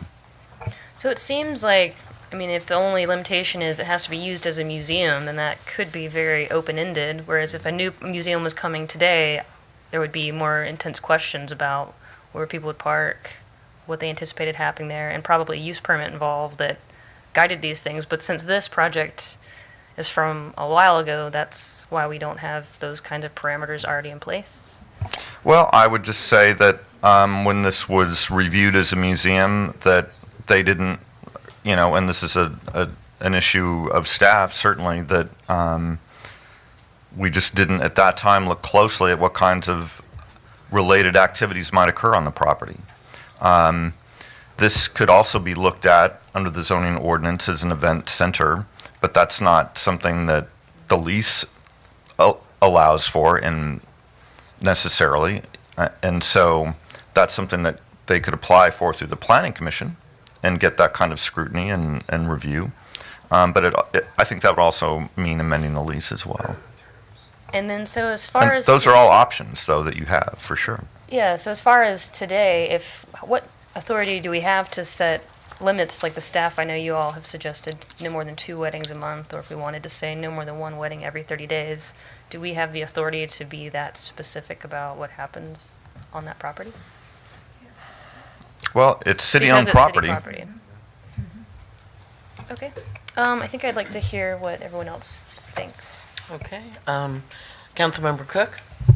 Well, I don't really have any questions. I have met with the League of Historical Preservation on this. I don't have any concerns. The only thing I would like to have a little discussion with my colleagues up here on the council to make sure that they don't have a problem with the amount of weddings. On page 43, it does say 12, and we're talking about not having more than 2 a month. Most people get married between April and September, except for me and somebody sitting in the audience. So kind of doing the math, that would seem to work. But I just wanted my colleagues to know that I do support this, and if you do want to look at the amount of weddings, I would entertain, your kind of how you feel about that. Yes, Councilmember Edwards. So I'm going to support this as well. When you think of the museum on Broadway, I've been to lots of events there, and there's 0 parking there, and I think it's something that when you look at what Ms. Staley did with all the different museum venues and historic homes, I mean, it's something that we're faced with. My only, I don't have an issue with the 2 weddings per month. I think that's all right, but my concern is that they're not charging enough for their weddings. They might be able to do fewer weddings and charge a higher price and accomplish the same goal. And I know that it's my understanding that they'll work with the neighbors. I've met with them as well. I like the place. I've been to a couple of events there over the years. I just think it's something we need to encourage them to work with their neighbors. We need to, I think a music license will be, with our ordinance, should have to be part of this as well. Amplified music and so on. I'm sure David will chime in on that. Well, they're not asking for any exemption from the noise ordinance. So I mean, it's just something to be, courteous of the neighbors, and, Vintage House has lots of events and rentals, and I think it's, as Depot Park comes online down the road, which I think there's going to be a lot of energy towards Depot Park, I think this will be a nice part of it. So I'm going to support it. Mayor Pro Tem? Well, I feel as if I've channeled myself through Councilmember Edwards. Everything you've said, I agree with. Thank you. I would just like to go ahead and chime in as well. I feel that I would like to be looking at no more than 2 per month as far as a wedding is concerned, with a maximum of no more than 12 per year. I do feel that there are issues with parking. I too have attended many events at our museum downtown. I know that there are places to park and you would walk to it. I know that there is an opportunity maybe to partner with other entities in the area in which you could go ahead and resolve that particular issue. I would like to hear that this is working well in the neighborhood, of course. And I have been to events, at the Masonavi House, as I'm sure we all have. And, it has always been very respectful, very, very tasteful, and the neighbors have all been in great accord. I know personally I've had comments from different members of your community in that area that they are supportive of this, they are supportive of you and your mission. And I think this is important because you're looking to deliver your mission, and we are a better community because you actually exist. And the amount of volunteerism and organization with your board, your structure, is absolutely commendable. And I would like to say, that this is what we would like to see continue. That's my particular point on this. Is someone willing to make a motion? Make my comments. Yes. But I want a motion. Oh, excuse me. Yes, City Attorney? Thank you, Madam Mayor. I was just talking with the planning director about this item, and we were thinking that maybe it'd be helpful to at least have a side letter agreement that would memorialize what the council's agreeing to tonight, that both parties sign off on, that would basically incorporate page 43, would have the limit of no more than two, depending on what the resolution says, no more than 2 weddings per month. And that there maybe be like a quarterly reporting requirement that the museum would submit to the city, a report identifying how many of these particular uses have occurred by the end of that quarter. So there'd be some way to keep tabs on the actual number of and types of events they're having, and also maybe a statement that this is subject to reevaluation periodically by the council, just in case some issues arise in the future, so that everybody knows that this is not concrete that can never ever be changed. I would suggest that sort of thing be considered by the council when it makes its motion. And they do have a time window that they're talking about as far as weddings are concerned, contracting up to 18 months in advance. So I would believe that if we were going to talk about any action, we would have to consider that time element. Well, if I understand the proposal of the city attorney correctly, if you were to go in that direction, you would just direct staff to execute the side letter. Yes. That's right. Okay. That the council would make a motion identifying the things you're willing to allow to have happen out there, and then the motion would include directing staff to create a side letter memorializing the council's action for all parties to sign. Okay, thank you very much. Yes, Councilmember Hundley? First, I do think that this is consistent with museum uses, because I've been to a number of wonderful events at museums all over the country, and I think that it not only gets a little extra money for them, but it also introduces people to the building that may have never heard of it. So I think that it's wonderful just getting people into the house. It's nice that you fix it up, but now you get to have people actually enjoy it.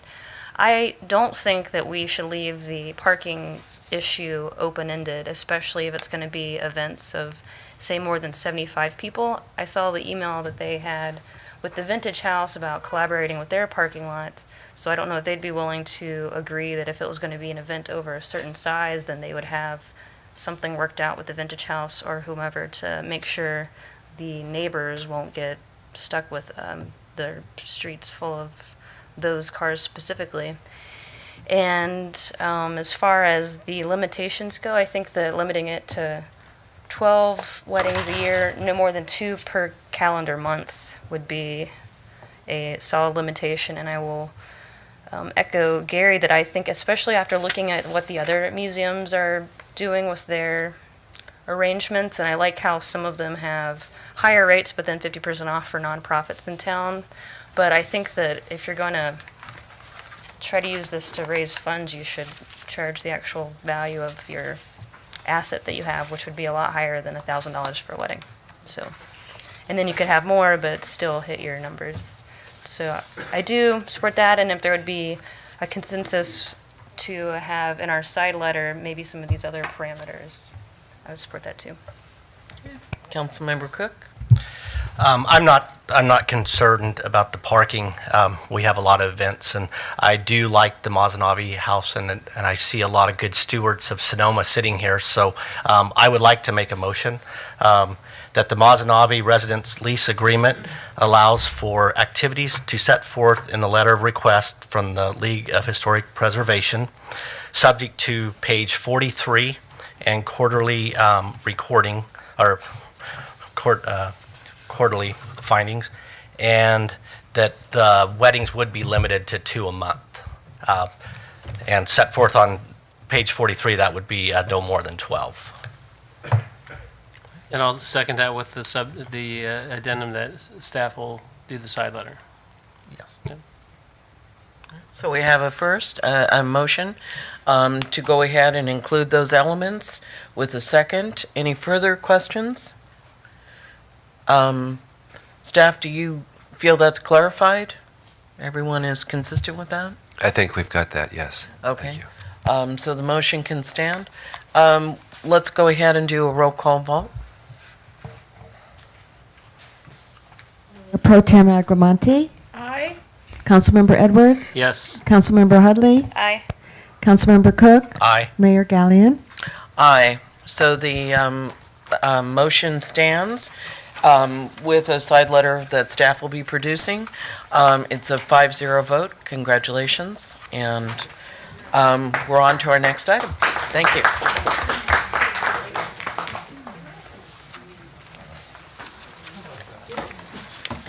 I'm going to just take a second while the room clears. No, not yet. I'm not calling a recess. Okay, good.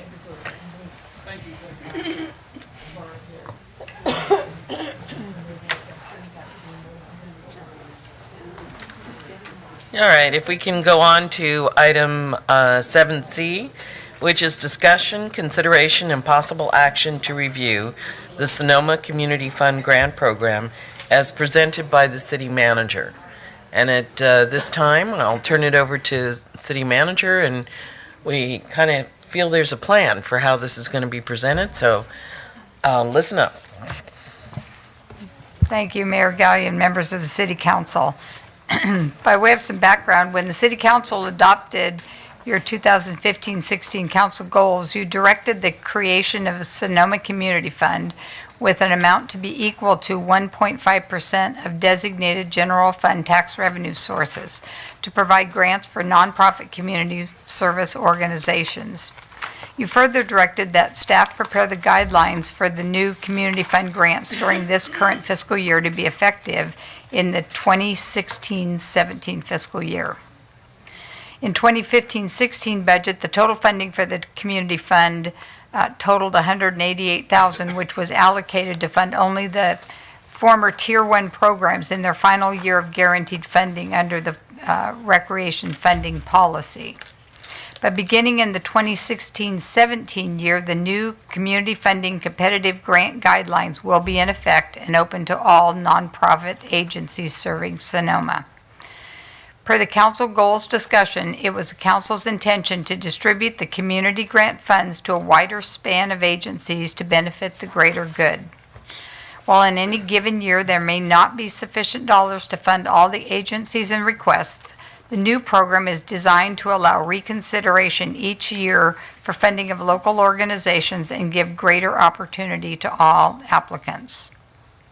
So what you have in your agenda packet is a draft of the program guidelines, which I put together based on the discussion at the council's goal-setting session, and secondly, modeled from other regional grant programs. So basically, I took the discussions that you had at your goal-setting session and used other programs that were out there in other cities and other funding agencies and kind of took the best of all worlds and modeled them with this program.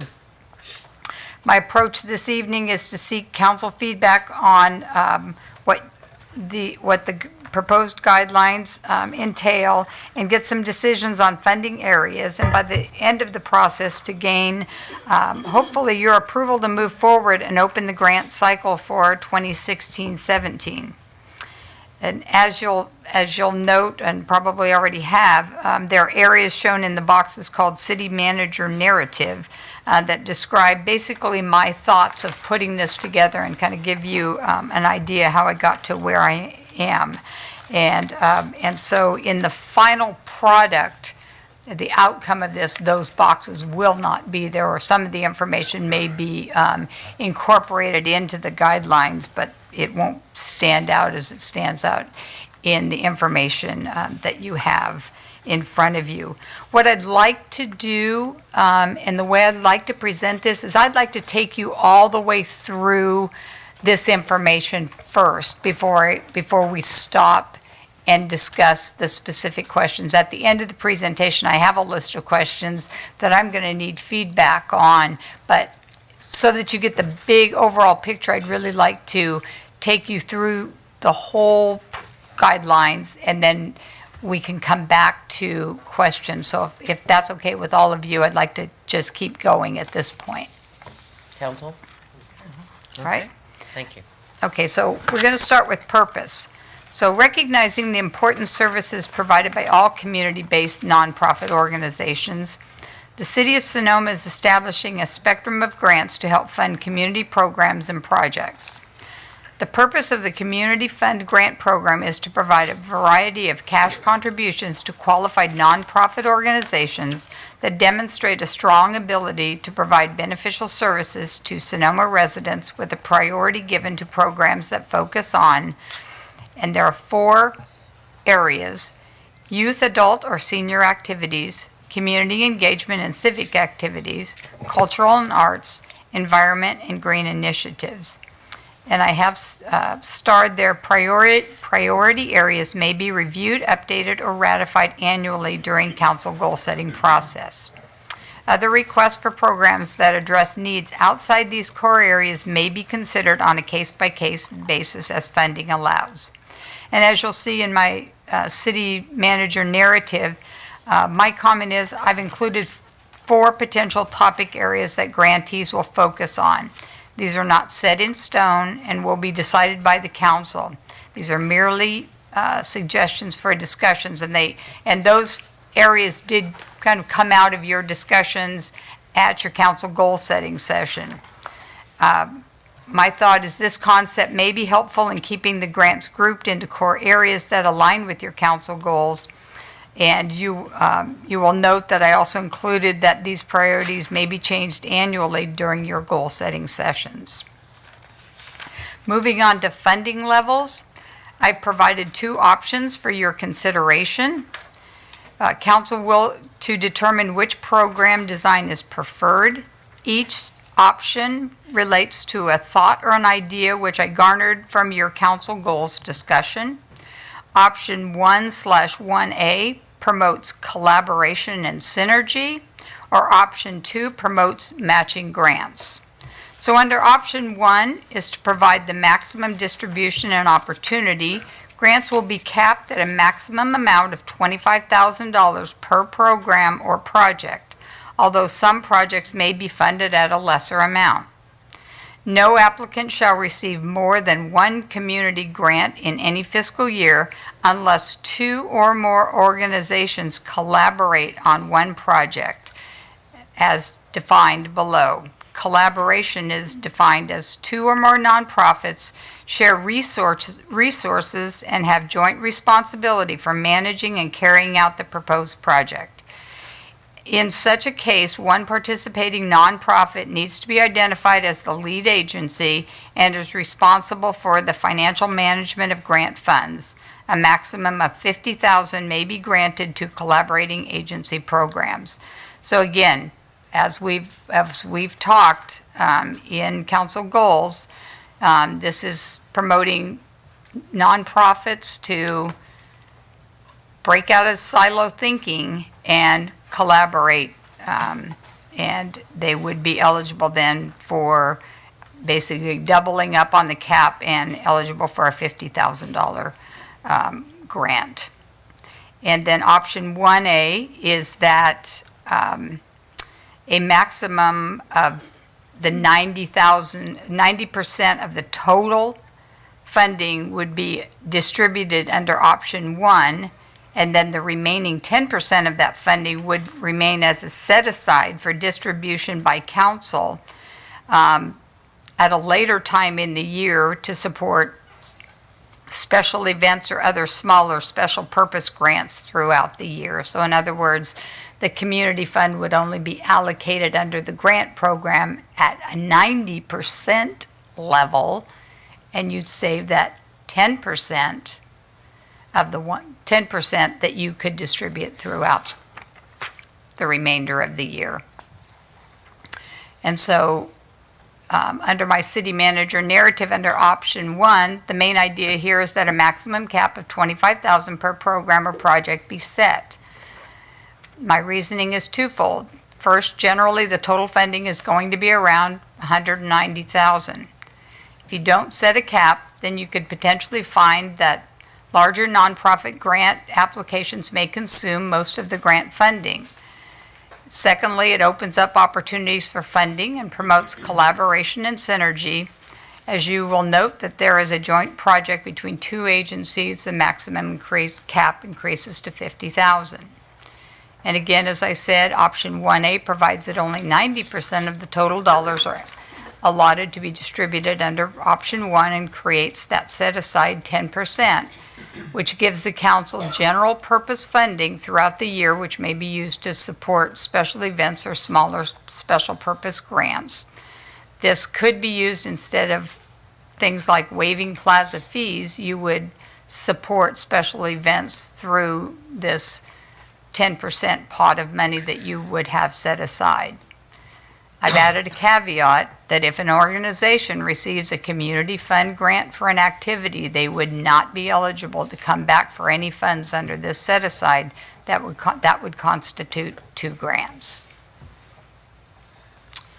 Under option 2, this is kind of a different approach. To provide a range of opportunities for nonprofit organizations, grants will be awarded based on separate program levels. So you'd have a level 1. So 4 grants would be available at $25,000 each. Level 2, you'd have 4 grants at $10,000. Level 3, 6 grants at $5,000. On the first 2 levels, they would have to have they would be matching grants. And level 3, there would be 6 grants at $5,000, no matching grant required. And then level 4, again, that general purpose funding set aside, just like I just described in option 1A. So my city manager narrative under option 2, the second option provides a more structured approach for grants and divides up the funding so that every organization basically gets equal treatment.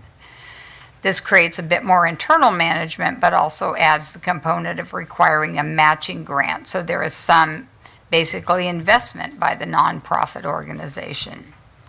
City would require a board resolution or some other form acceptable to the city to reflect that matching funding has been secured or set aside. And a matching grant cannot come from another city program. And again, as I said, option 2 includes that general purpose funding and the same caveat that they could not be eligible for 2 grants under the set aside. Moving on to eligibility and criteria. These are kind of general eligibility requirements. Support is limited to a valid tax-exempt 501, actually I should say 501c3 nonprofit charitable organization which has been operating for at least 2 years and served the needs of the City of Sonoma residents. Charitable organizations which serve both city and Sonoma Valley residents must provide documentation that over 60% of the beneficiaries of services reside in the City of Sonoma. Grant recipients must expend 100% of funds awarded by the city within the same fiscal year they are received. Organizations will not be eligible to receive funding for programs or projects for more than 2 consecutive fiscal years. And organizations may return to request funding after a 1-year break from funding.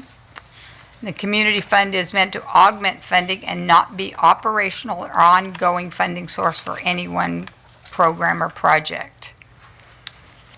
So the eligibility requirements, recommending that the nonprofit must have been operational for at least 2 years. I found this requirement is common in many grants I researched, and it was to assure that the organization is well established. I have also included wording that the organizations are not eligible to receive funding for more than 2 consecutive fiscal years, and there must be at least a 1-year break in funding cycles. This was in the former community activity grant policy so that the funding would not become an ongoing operational funding for the nonprofit, or so that they wouldn't become dependent on the city for funding. And again, I found this in many other of the grant applications. Under ineligible grantees, the community fund grants would not be made to the list there, individuals or organizations whose activities benefit an individual. B, religious organizations for the support or maintenance of religious causes. C, other governmental agencies. D, civic and business leagues, chambers of commerce, trade associations, social clubs, fraternal societies, and other organizations not deemed charitable organizations by the federal government. E, private clubs or private interest groups. F, political organizations. G, agencies which already receive more than 10% of their annual budget from the city of Sonoma. Ineligible grant activities and uses. Grants may not be used for general operating expenses, ongoing personnel, or employee expenses to augment current operations, debt reduction or operational deficit, endowment funding, partisan, legislative, or political activities, fundraising drives, activities, or events, general capital campaign unrelated to the specific project. And then on to the process for evaluating proposals. The following criteria will be considered when evaluating proposals. Grant funds are meant to benefit the general citizenry of Sonoma or Sonoma Valley. Programs and services must be made available to significant segments of the public, either as participants, audience members, or direct recipients of services. Grant funds may not be the sole source of contributed income as the organization's annual operating budget. City Council reserves the right to assign a purpose to the funds or restrict the funds from certain uses. Grants to organizations with a broader constituency other than residents of the city of Sonoma may not be greater than the proportion of city to non-city residents who benefit from the service. In other words, 60% of program beneficiaries must be city residents. Grant requests must be submitted on designated community grant application forms. All documents must be submitted at time of applications. We will not accept any attachments, no videos, brochures. Basically, only the grant application will be, should be submitted. I found that in a lot of the grant applications. So grant materials will not be returned. The grant period will basically open on March 15th for a period of 45 days. Completed application forms will be evaluated and ranked for funding on or before June 1st. Funds will be allocated during the budget adoption process, and funds will become available on July 1st. And then there'll be options for awarding grants. So this is an area that we will have discussion on. Evaluating the grant proposals can be potentially overwhelming depending on the number of applications received. In the prior community activity funding grants, the council allowed every organization the opportunity to make a presentation in front of council in open session and awarded grants based on council ranking. It was a long, difficult process with some organizations leaving dissatisfied with the outcome or receiving no funding. The city received upwards of 30 applications. So I've given 3 potential options for evaluation process. Number 1 is appoint a council subcommittee augmented by staff members to review applications and make a recommendation on funding. That would come back to council for approval. Council could consider doing the same process as previously utilized and have an open presentation and award the grants in open session. Or number 3, and this is the process that's utilized at Town of Windsor, is a city staff committee review and recommend applications to be funded. And under other matters, and these are kind of procedural, but the city reserves the right to pay grants in a single installment or in draws at its sole discretion. City requires that all successful applicants obtain 3 bids for any equipment or capital purchases exceeding $1,000. City requires that all grants be closed out within 1 year of the receipt of funds, which must be spent by June 30th at the close of fiscal year unless a grant extension is approved by council, which shall not exceed 90 days. And the city requires a post-grant completion report. City reserves the right to conduct an independent audit of grant expenditures up to 4 years following completion. At any time, organizations can only have one open competitive grant with the community fund unless they are a collaborating agency. Use of grant funds for purposes not pre-approved by the fund or not supported through the required documentation will result in a request that those grant funds be returned to the city. And failure of any applicant to properly close out a grant will be a factor when considering any new grant. And all agencies receiving grant funds must maintain a valid 501(c) nonprofit status and be current with all state 990 tax filings. The most recent 2 years of 990 reports will be required to be filed with the grant application. So that is the whole package as presented. And so there are a number of areas as I went through there that I would like to start back over and ask for specific feedback, but in general, before I do that, comments, questions, impressions? Okay. Councilmember Cook? Yeah, I just want to make a comment right before we start. One thing that I am looking at this community funding is making it easy. I would like to see smaller venues be able to use it, so there will be probably a couple votes if people wonder why I'm voting that way. I would like to make this process very simple. The simpler the better. And the one thing I did want to mention is in the staff report, it says agencies in Sonoma, and that's just in the staff report, but when you went through it, you were talking about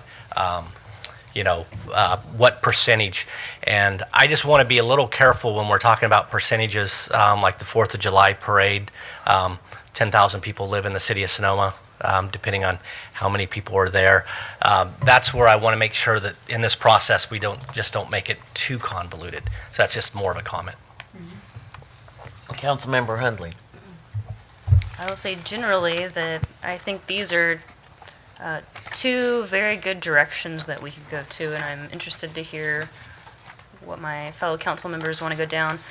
David had mentioned the E on process for evaluating proposals, and I don't support having that 60% in there, only because I think it would be hard to quantify, even if it was something that benefited children from outside of the city whose parents worked inside of the city, that technically benefits the city. So I think it's too problematic, and I think a lot of us agree that, anything that benefits our wider community ultimately makes us a stronger city. So I didn't know if that was going to be a specific step we were going to discuss, but otherwise, I know you've been working on this a lot, and I appreciate it. Any other council member questions of staff? I do have questions. On page 59, a Sonoma Community Fund equal to 1.5% of the designated general fund tax revenue sources. Does that mean if Google moves to Sonoma, that 1.5 of whatever Google brings in taxes? Actually, yes, if you had, I hope they don't, I'm sorry, but I'm just saying. Actually, when in your council goal setting, there is designated tax revenue, specific sources that were designated. So it's 1.5, and if you see in that first box of city manager narrative, it says 1.5 of the total projected general fund tax revenue, which include property tax secured, property tax unsecured, property tax supplemental, property tax Hopter, sales tax, VLF, Measure J, TOT, franchise tax, business license tax, and property transfer tax. At some point, if Google moved in and the city's taxes went sky high, and you may want to take a second look at that and recalculate that. But at this point, it is 1.5 of those designated. So it's static taxes. at this point? Pardon me? It's static at this point, that 1.5? Well, it's recalculated every year. It's 1.5 of those. But conversely, if, if the bell curve goes down and the taxes go down, so does the percentage. Thank you. Page 61, I'm looking at the level of grants, and the only thing I'm concerned with, I guess, matching grants, sometimes they're so difficult, so that I don't see, maybe I haven't read carefully, but those matching grants don't necessarily have to come from another agency. It could be, I think with the community center, the Rotary matched the community center with $100,000. So it could be, that matching part can be raised by anything. It doesn't have to be. As long as it doesn't come from another City of Sonoma source, it can come from anywhere else. Okay. Correct.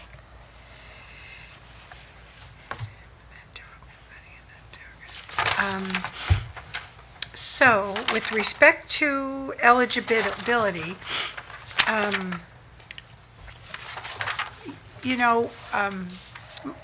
don't think it's a secret. I really feel that we lack in some way by not having a recognized recreation department. So I feel more sympathetic to some of these issues with respect to, just the amount of money that goes to some of these nonprofits who are all doing wonderful work. It's far, and this is only a personal thought, far below the expense of a bona fide recreation department. So I'm very sympathetic to, I think, the eligibility and criteria. Because I believe that some of these organizations, because of our philosophy in the city of Sonoma, are at a disadvantage anyway. So, that's just how I feel. Number 60, page 63, I think I understand that number 1, the option of 1 is you can apply for a $25,000 grant, and also you can have a $25,000 grant, but if you partner with someone else, you can also have an additional $25,000 for that total of $50,000. That's correct. Okay, thank you. Councilmember Cook? I do have one more question. I don't want to stop the process a little bit, but on page 62, agencies which already receive more than 10% of their annual budget from the city of Sonoma, could you give me an idea who that would be?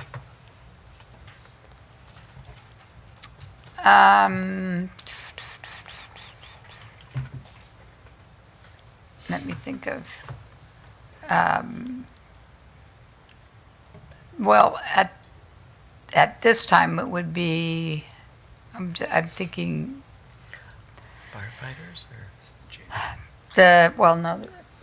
potentially the chamber, well, I don't know, the Chamber of Commerce or the Visitors Bureau, those organizations.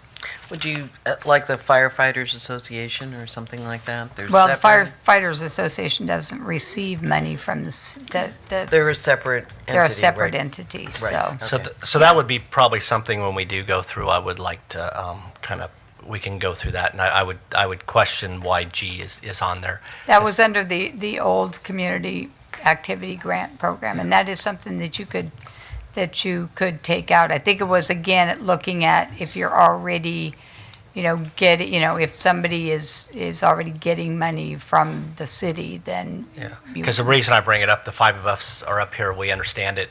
Mhm. 5-10 years down the road, Mhm. somebody might read that and say, well, Mhm. look what they did. The other one would be the Cheetah Slough. Ecology Center, because they already have a separate Yeah. contract with us. Okay, so maybe we can address that. when we Yes. come back. And Cheetah Slough is another one, because we pay Yes, dues? correct, Okay. correct. So Thank those you. might be different. Yes. I just had to get in the right theme. Yes. Okay. Yes, you're right. All right, so at this point, I think if there's no more further questions, we'd like to hear from the public. So I'm opening public comment.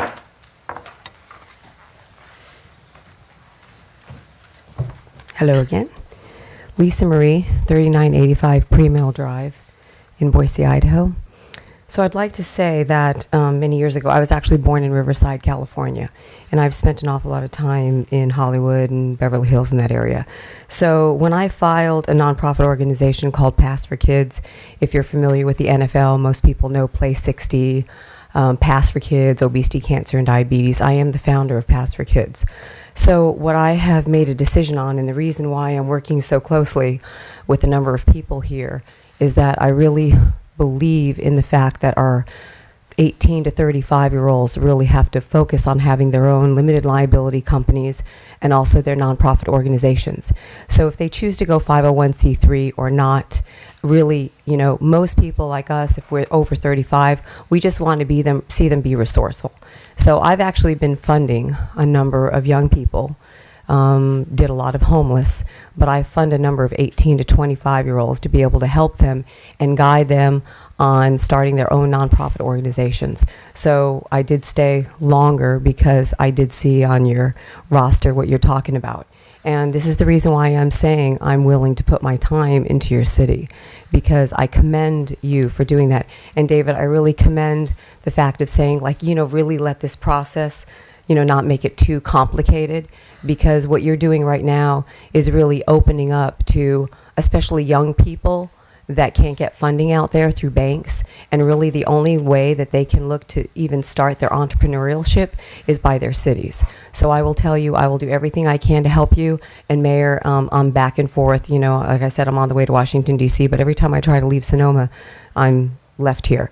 So I'd like to just extend from my heart to each of you whatever I can do to help, and I will start some classes. I don't charge anyone anything. I do this from my heart, and I will do as much as I can to have your local community, and especially Shazandra and with Bruce, because I've encouraged Bruce to start his own studio and a music school, and that every penny would stay in the city and help your young people take on some of this money. So, like I said, I've got quite a bit of time between now and March, and if I don't win the primary, I'll spend more time in your city. So, blessings to you. Thank you very much for your comment. Yeah, you're welcome.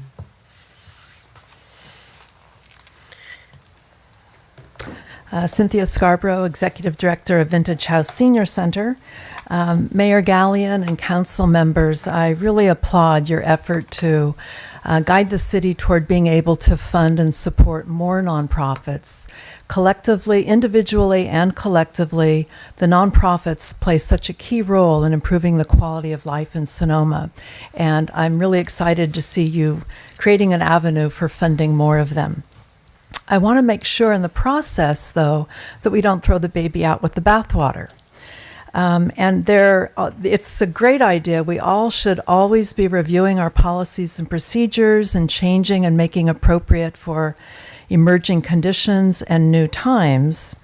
But I want to take a quick look at some of the provisions of the 2009 funding policy, which I recognize we're moving away from, but there's some key points in it. And I read from that, as a reflection of the community's desires and the reality that Sonoma is a small town with a limited budget, the city has opted not to operate its own Parks and Rec department. I will skip a few, read the ellipses here. As such, the city and its residents have experienced cost savings through the avoidance of creating a city department, through leveraging the talent, skills, networks, and resources already available in the community. The city has supported recreational and community programs through a direct level of funding for the past 20-plus years. This approach has proven to be cost-effective, efficient, and flexible to meet the changing needs of the community. Nonprofit organizations providing these services are expert at delivering some traditional services provided by city governments elsewhere. Here in Sonoma County, senior centers are part of city government in Healdsburg and Windsor, in Santa Rosa, Rohnert Park, and Petaluma. Here in Sonoma, we're very happy to provide senior center services as a private nonprofit, but hope to not lose the continual funding from the city in order to do so. One of the problems we see with the current proposal is the limit of only 2 years funding. That would mean that after 2 years, we would be out of the mix and not receiving city support. Going back to the 2009 policy statements for a moment, in recognition of the success of such an approach, the City Council desires to establish a policy to ensure the continued funding of rec and community programs and to remove to the greatest extent possible year-to-year funding uncertainty for these critical programs. What you're currently considering will do exactly that. It will remove the year-to-year certainty for us.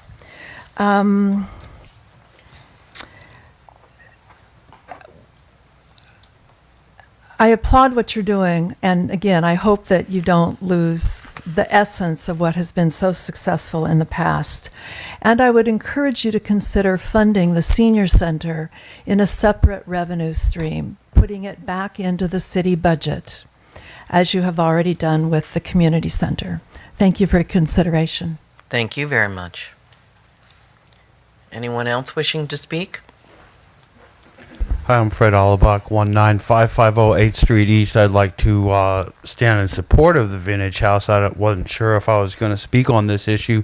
One of the things that I had thought about nonprofits was that if there is some kind of standard overhead rate that they could be held to, so that, for example, I read in the news the other day that Sarah Palin's nonprofit spends, more than comes in. So sometimes a nonprofit can actually kind of bleed into a profit, so that if there is any kind of standard overhead rate that these organizations could be held to, then you would know that they weren't spending the money on higher salaries or whatever. But I don't know what that overhead rate is, but that's something to possibly question.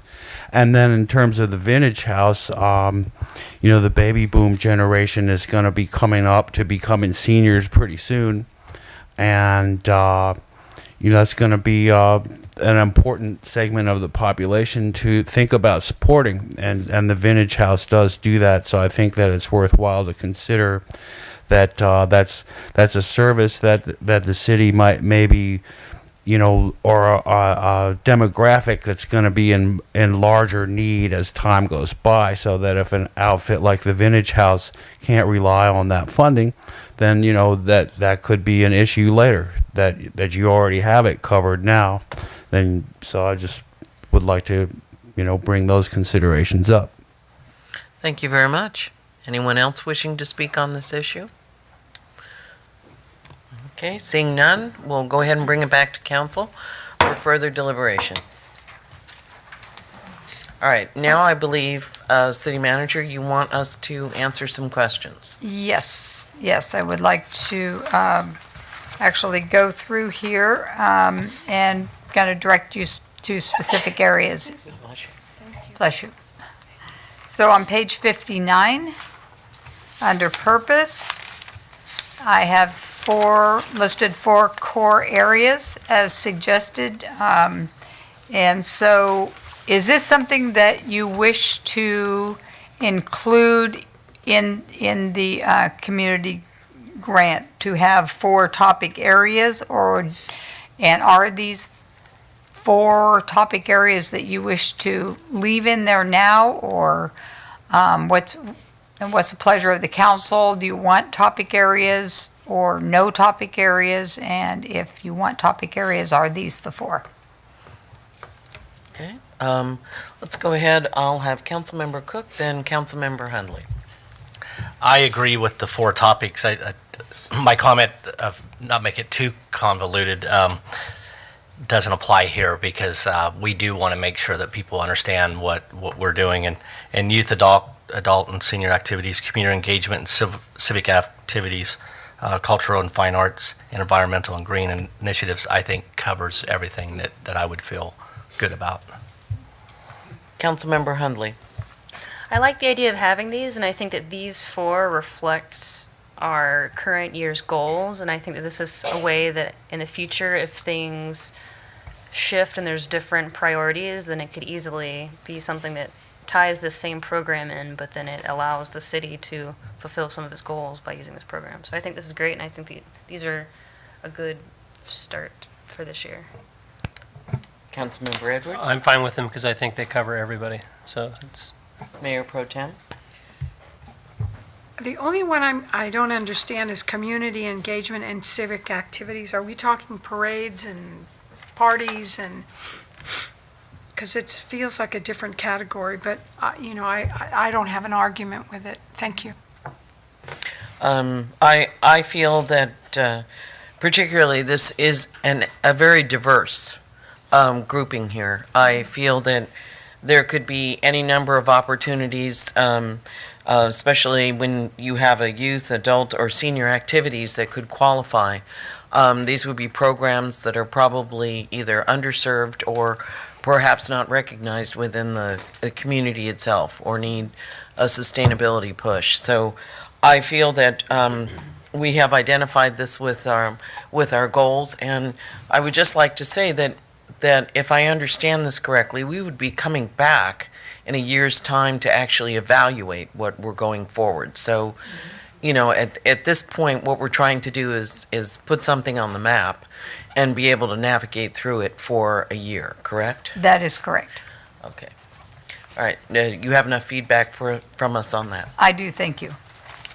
So the next we're looking at on page basically 60 and 61, options 1/1A and option 2. And so do you have a preference for how the funding, how you want to address the funding? Do you like the kind of just open funding under option 1 with just the maximum cap of $25,000? That doesn't mean everyone comes in at, give me the maximum $25,000. I mean, there would be, there could be a range of grant applications from, maybe the small, a smaller end to, to up to 25,000. I mean, it's not like they can, an organization, they have to come in and have a program. It's not like, say, give me $25,000 and I promise I'm going to spend it correctly. I mean, they're going to actually have to have a finite program. So the larger organizations, yes, they're obviously going to have a detailed program, but some of the smaller nonprofits, they may only need to, they may need to buy, uniforms or something like that. They're not going to need $25,000 to buy uniforms or whatever it is they might need to buy. So, so it might be, it would be on the smaller end, but that it gives a wide range. Or do you prefer option 2 where it's really, really defined at the specific level? Okay, and Councilmember Hundley first, and then Councilmember Cook. And I'll recognize anyone else after. The thing that I like about number 2 is that with having set levels, it means organizations are going to pick which amount they're going for, and like the project they present, it'll be a $10,000 project or $5,000. Whereas the first one, I mean, my first sort of reaction was that everyone's going to want to shoot for the 25, whereas we could have more effect by having different levels of projects. But what I like about the first one is I really like the collaboration element, and I think that, I mean, this could be something really neat to see two organizations coming together to get $50,000 to do something. So I like encouraging that too. So I don't know if there's a way to like implement some sort of levels within number 1, because I also think the matching part, while I also find that practical, if it is, a smaller organization, and they're coming to us for money, it's because they don't have money. So then if they have to get money to get, I don't know, I have a business too. Everyone says you have to make money before everyone will lend you any money. But so I generally like the first one. I would just like to be able to encourage people to pick a project, apply for it, and not just like shoot for the highest they can get, and then maybe we'll give them something lower.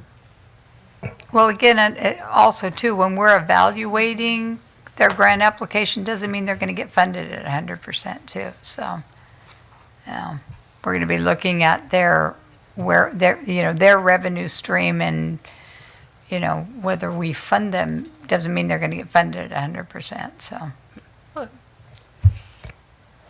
Councilmember Cook? I like option 1 and 1A. I think that that's the best way. I don't like option 2. I would vote against option 2, but I would vote for option 1. I do realize this is something that we're going to be working on in the next couple of years.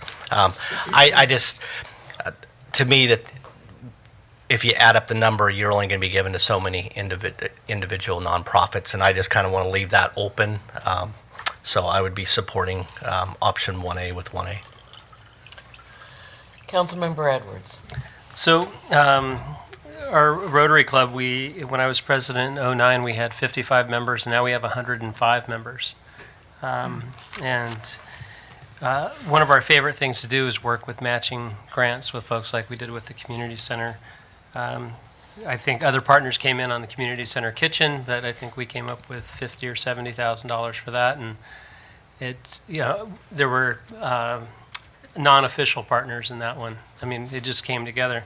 But I like the idea of option 2, and the reason being is that there's a lot of individuals that would go and say, oh, you have a $5,000 opportunity with the city, well, I'll give you $5,000, and that makes it $10,000 6 times over.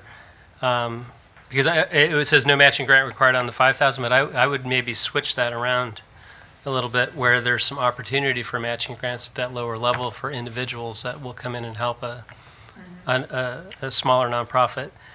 I like to spread it out a bit, and I think this option 2 gives more opportunity for more people to have a piece of this, almost like a micro grant kind of feeling to me. Going forward, our club is at the point where we get so many requests now that we're going to start funding just twice a year, because we get, you guys, or the city had 30, but we probably get 70. And because our club has gotten so big, we intend to do that, but we're focused on the same things. Education and youth is a real focus for us. So I would lean more towards option 2, but I'm open to listening. I can be swayed on this one. Mayor Pro Tem Agramonte. I support number 1 as well. But with number 1, can't people apply for 7,000 or 5,000? Correct. So that's Yes, in there. So that's it's correct. like those two have merged, but the other has criteria at certain levels. So it could be any number of $5,000 grants. That's correct. All right, so it could be included. So it's not limited to, you just have to ask for 25,000. All right. All right, You could add, excuse me, you could add a matching grant component to number 1 and say, for any grant over $10,000, you have to have a matching grant or something like that too. Just a thought. Well, you could, If you wanted to have a hybrid of number 1. if someone put on there that they have a matching dollar amount, they're still requesting a certain grant. By de facto, they're admitting that they have matching funds for this, and that this is why they want to, grow the program itself. I can see here, I think we've got 3 votes here for, definitely option 1A. I just feel that it's important to also consider that there might be a proviso, and maybe this is a future, parking lot issue that we might consider at a later time. I actually feel that I would like a combination, but I don't always get my way. So, whether it's a certain dollar amount that might be reserved for a matching grant fund. And if something was applied, then the designation would be made at that time. But I can see that most of my council members are weighing in on a different level. All right, Councilmember Cook and then Hundley. Yeah, and one thing I could mention, I do like Gary's idea. I do like the matching grant. Maybe it's not at this point in the game, but it could be part of the criteria, not to convolute that. The guy that always says don't convolute that, he makes everything hard. Maybe something that we do through the process where something that just makes them set up a little bit higher if there's matching funds for them. Because one of the questions that's going to come up here in a minute is going to be what subcommittee or who's going to be making this decision. And I would say the criteria is maybe we don't set it in stone, but it's something that we could kind of put forth. Because we do want to, we do want private individuals to look at ways of helping nonprofits and getting our dollar to go, you know, instead of just giving away 188,000, we're giving away, you know, 300,000. So I'd be willing to look at something like that down the line. Do you have, Councilmember Hundley, and then I'll ask for consensus. Well, I was just going to add, because you said that you would like to see some sort of mix of the two, and I don't know if maybe it's what I'm thinking of in the instructions or the way that it's framed to encourage people to apply for a smaller project. It probably could take care of it that way, but yeah, I just want to. The thing that I liked most about this idea is that it did make funding accessible to smaller organizations, and so I want to, let them know that if they have something that's $5,000, that they might have a good shot at getting it by applying. I'd just like to concur that, given that there might be a hybrid of both at a future time period, is satisfying enough for me. I feel that get it out there, get the opportunities flowing, and we will be in a much better position in a year's time from now to understand how our response was answered and what the needs are, based on that. So I'm willing to go with one in option 1A, correct? That's what So we did. option 1 and 1A. Yes. Correct. Yes, I think we found consensus in that area. All right, and moving on. And so I am assuming by what you just voted that you support the $25,000 cap on option, because that is included in option 1A. So that includes the $25,000 cap. And Any separate comments on that? Not on the cap, Carol, but I guess, and maybe we've moved on from that issue, but possibly within this, that any amount could be requested. I don't think anything lower than 5,000 though, because the paperwork, it's hard to do paperwork for anything less than 5,000. Well, that's the part I do disagree on. When this came up and we were talking at one point, this isn't really grant writing like you're to the federal government or to the state.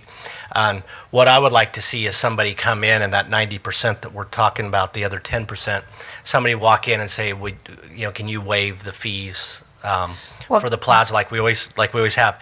And we say, you know what, we don't do that. But next year, why don't you come back to us and in a grant of $350? So that's where I think any number would be sufficient.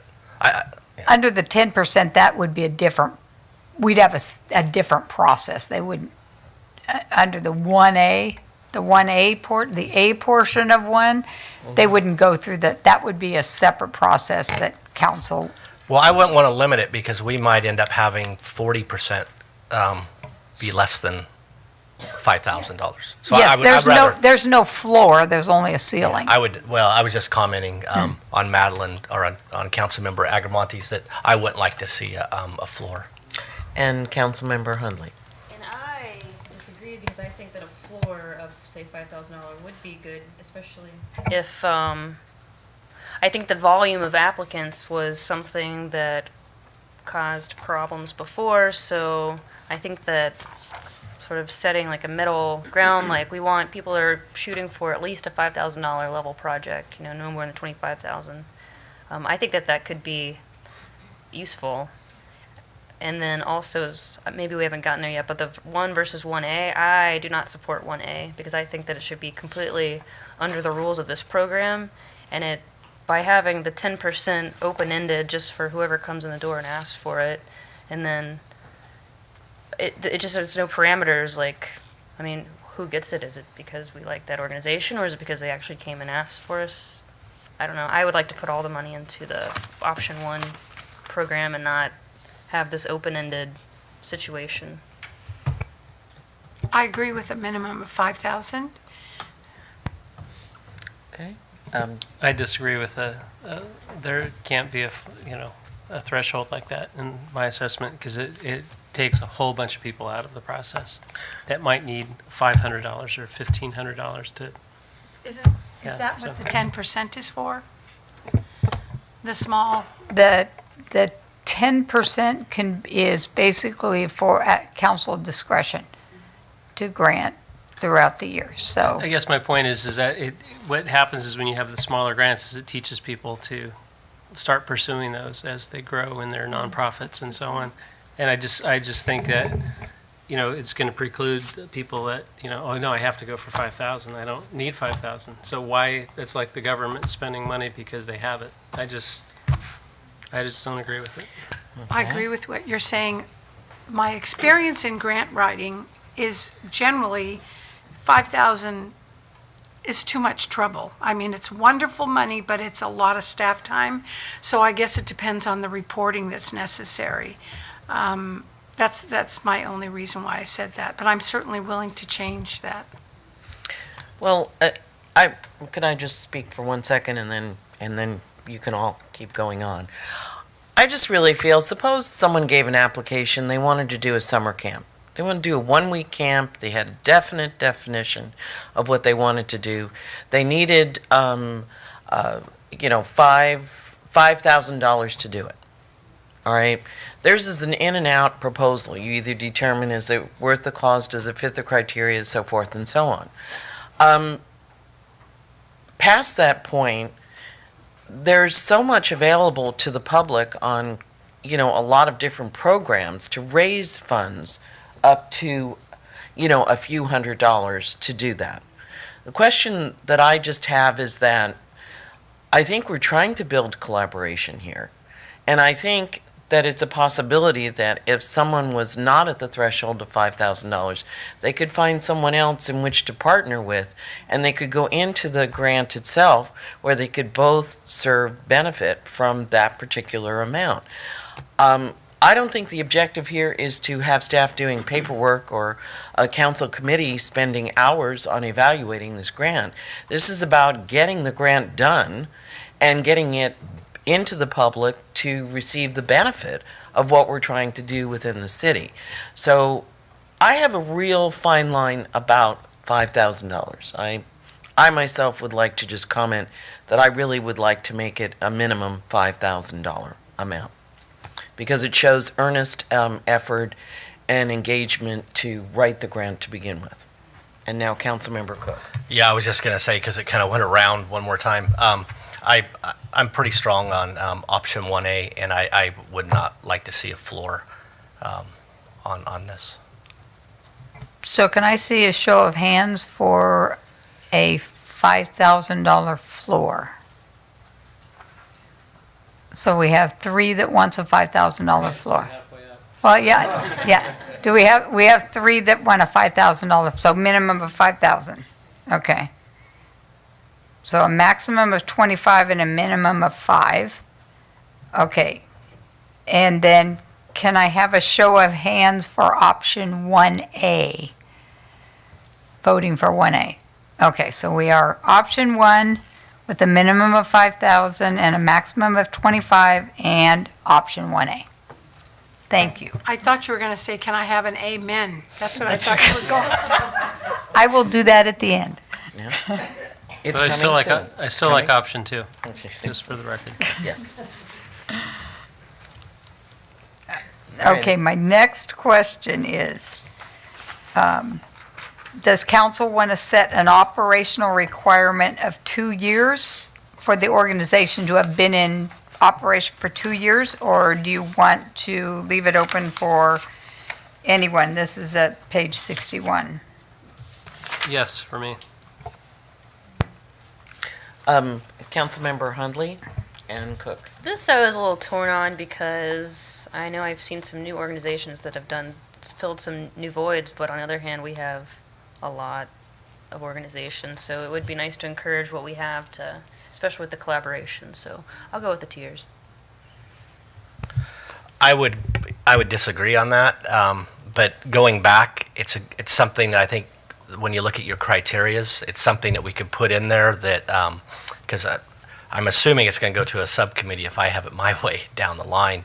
And in the subcommittee, that would be maybe some priorities that they would look at, because I assume this would all come back to the council because it's a budgetary item, and that would be kind of labeled by city staff of why these were picked. And I just don't want to be too limiting, because I know that there's some organizations that come out of nowhere, and I wouldn't want to limit them. I think the only thing I might just say is be cautious, because you wouldn't have any reporting track record, and so you have to be when you're thinking about any kind of reporting track record for financials or. Yeah, I just don't want it. Yeah, well, I guess I'll be voting. I'll be voting against this, and my main concern is I just don't want this to limit. This should be a great thing, not something that confuses people. All right, and I think Councilmember Edwards, you had your vote. I had my vote already. All right, then Mayor Pro Tem. And I agree with David. I don't want to limit it. And I myself had seen too many nonprofits in their first 2 years fail. And so I myself feel that if it's a track record, this is not something that I see us rescinding in any near future. I think that it just goes ahead and gives an opportunity for that nonprofit to learn how we operate and to be able and ready to enter in our third year of this program. I myself have seen it where you're filing and the paperwork alone can take up to a year to go ahead and do that. And, they'll give you an existing date in the when you first started or when they certified you. But to get all the complete paperwork with your final designation just depends on how you're filing, what your purpose is, and so forth and so on. And I've started, was involved in a nonprofit that, services were donated, everything was, done for legal fees, and everything was established, and within a year, the person who was head of this left town, and there was no succession plan for this particular nonprofit. So I do believe in having a track record, and I think this is earnest money. This is not something, these are taxpayers. We have a responsibility, to our taxpayers to say that we are investing wisely, and I feel that's a precautionary step. That's my opinion. Okay, can I have show of hands for 2 years? Okay, so I have 3 for 2 years. All right.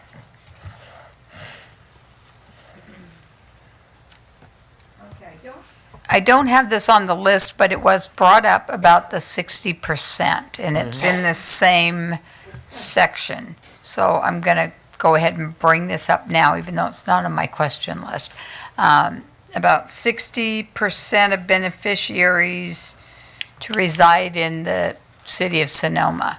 I know that was brought up by Councilmember Hundley, and you could say preference is given. The reason this is in there, I understand that you're using taxpayer dollars to fund this. I think that the previous discussions way back under the old community activity grant funding, was that you were able to at least validate the fact that the predominant share of the funding was benefiting, over 50% of the funding was benefiting your taxpayer base. So that's why there was a 60% of the benefit would be to the local residents. So you could change that to say preference is given to organizations that serve at least 60%. But that is why the language is in here. So I'm open to discussion. Councilmember Cook, then Hundley, and I had Mayor Pro actually Tem. brought this up also with Councilmember Hundley, and what I want to just remind my colleagues on the council, I don't like the language, and I'll be voting against this, and I'll tell you why. Living in the city of Sonoma, everybody wears the 95476. They're spending their tax dollars in Sonoma also, because I just looked back to see where the sales tax is coming from. But if you look at, if you kind of look at this as a whole, I just don't want it to be something that people are looking at in a criteria 5 to 10 years down the road, because I really do believe that the city of Sonoma, the people that live in the valley, even though they don't vote for the 5 of us here, they spend their dollars here, and some of that money, that's what the whole reach out of the Parks and Recreation. So that's just my argument. Councilmember Hundley? As I mentioned before, I think the 60%, I just find it hard to quantify benefit, especially when it's sort of a chain of events that might benefit. So I think that if a part of the application, it could be, for them to explain how they benefit the city specifically, and it's up to them to make the connection, which I think that most people could, even if they did something, outside the city limits, explain why it helps us. And I do think we have a responsibility, because the money in our budget belongs to the people that live in Sonoma. That's just the way it works. So I think that I would like a link there. I just don't want a number that I don't even think could be quantified. Councilmember Edwards, Mayor Pro Tem. Well, I agree with Councilmember Cook. I don't think we need a number. I just don't think that's the spirit of nonprofits. And I am going to generalize and say the spirit of the city of Sonoma looks at nonprofits that we do serve and fund are out of the city of Sonoma. And I just think that seems to be a general philosophy of this city. Well, you wait and get those heavy questions, all right? I agree with Councilmember Hundley. I think that we should have a tie, into how the citizens of Sonoma will benefit from this particular program. As to whether they take advantage of that, as to whether, this is a public benefit that is shared through them throughout the city itself, I think that we should have that connection made, so that this is something that definitely doesn't exclude a resident from the city of Sonoma, but actually is a benefit for those who live in the city itself. Because what are you going to do? You're going to look at the nonprofit address and say you're located in Sonoma and say that's how you're going to do it? I think it goes to the convoluted points of Councilmember Cook, sitting there and yet having another criteria that someone has to angst over. I think is not serving both staff and the purpose of this particular fund. I want the money out there. Okay. What I will do is just reword that rewords it, that says they must provide evidence of how they serve. Or demonstrate. Demonstrate, thank you. Mm-hmm. Demonstrate how they the services they provide to the city. Something that just shows that they tie their services to. Demonstrate the benefits to the city of Sonoma. Yes. Right. So I will reword that. I would hate that any resident from the city of Sonoma would be excluded from whatever Correct. that program Correct. is as well. Yeah, so I will reword that section. That's absolutely fine.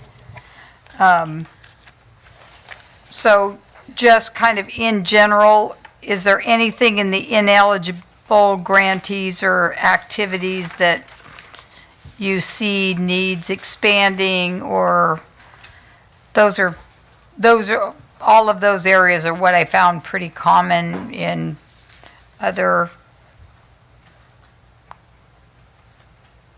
I think they look pretty good. Councilmember Cook?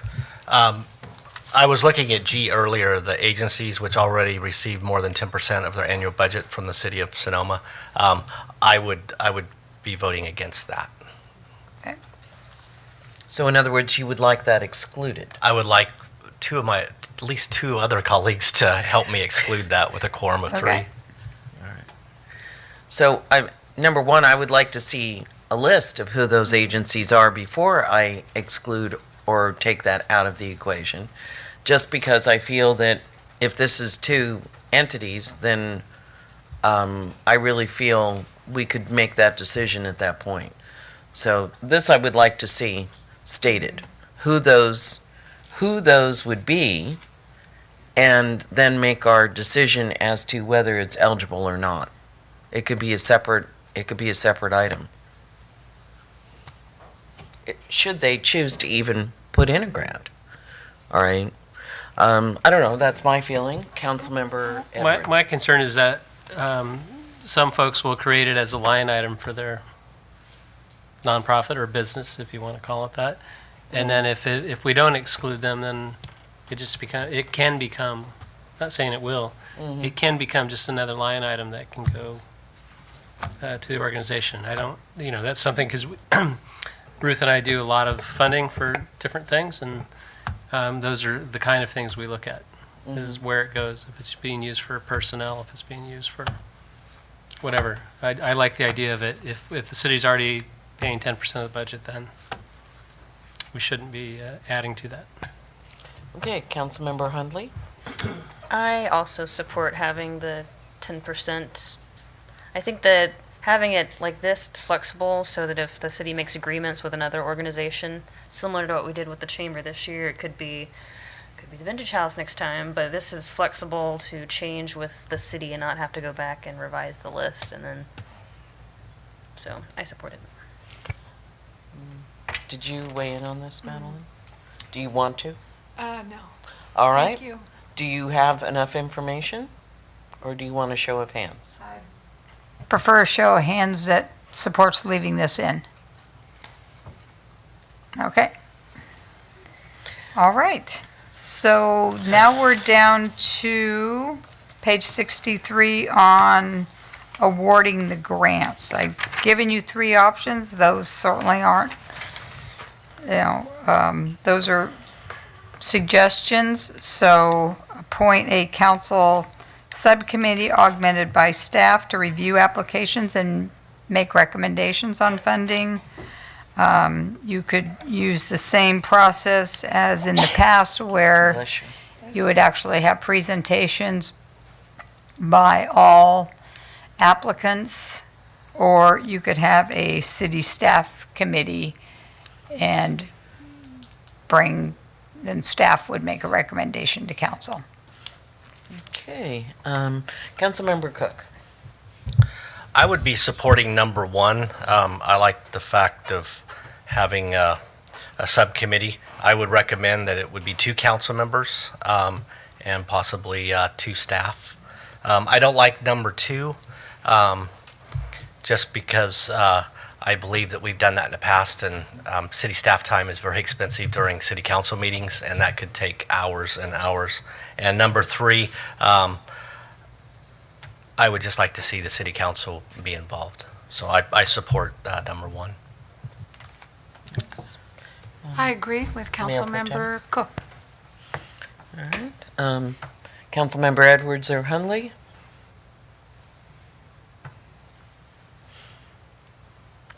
Well, don't keep us in suspense.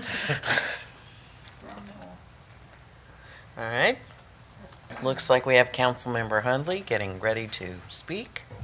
I am actually not sure how I feel about this one.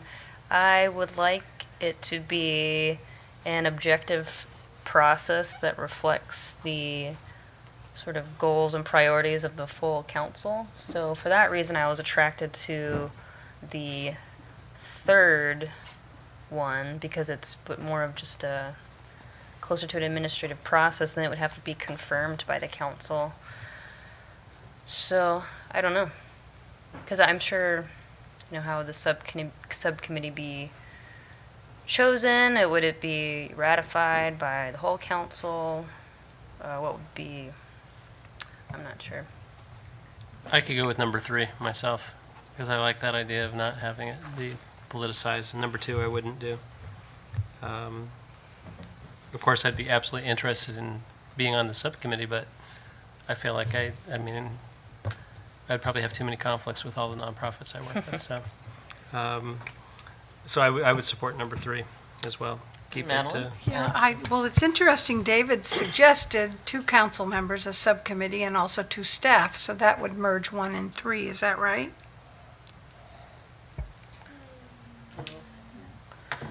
No, not necessarily, but that could be your recommendation.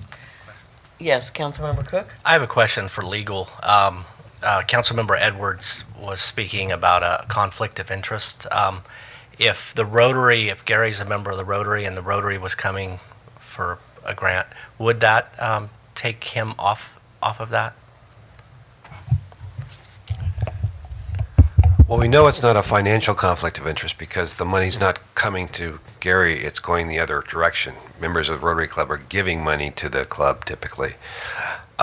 We had a similar issue in Novato several years ago where the Rotary was sponsoring a circus that was coming to town. It was a fundraiser, and 3 council members were on that Rotary Club.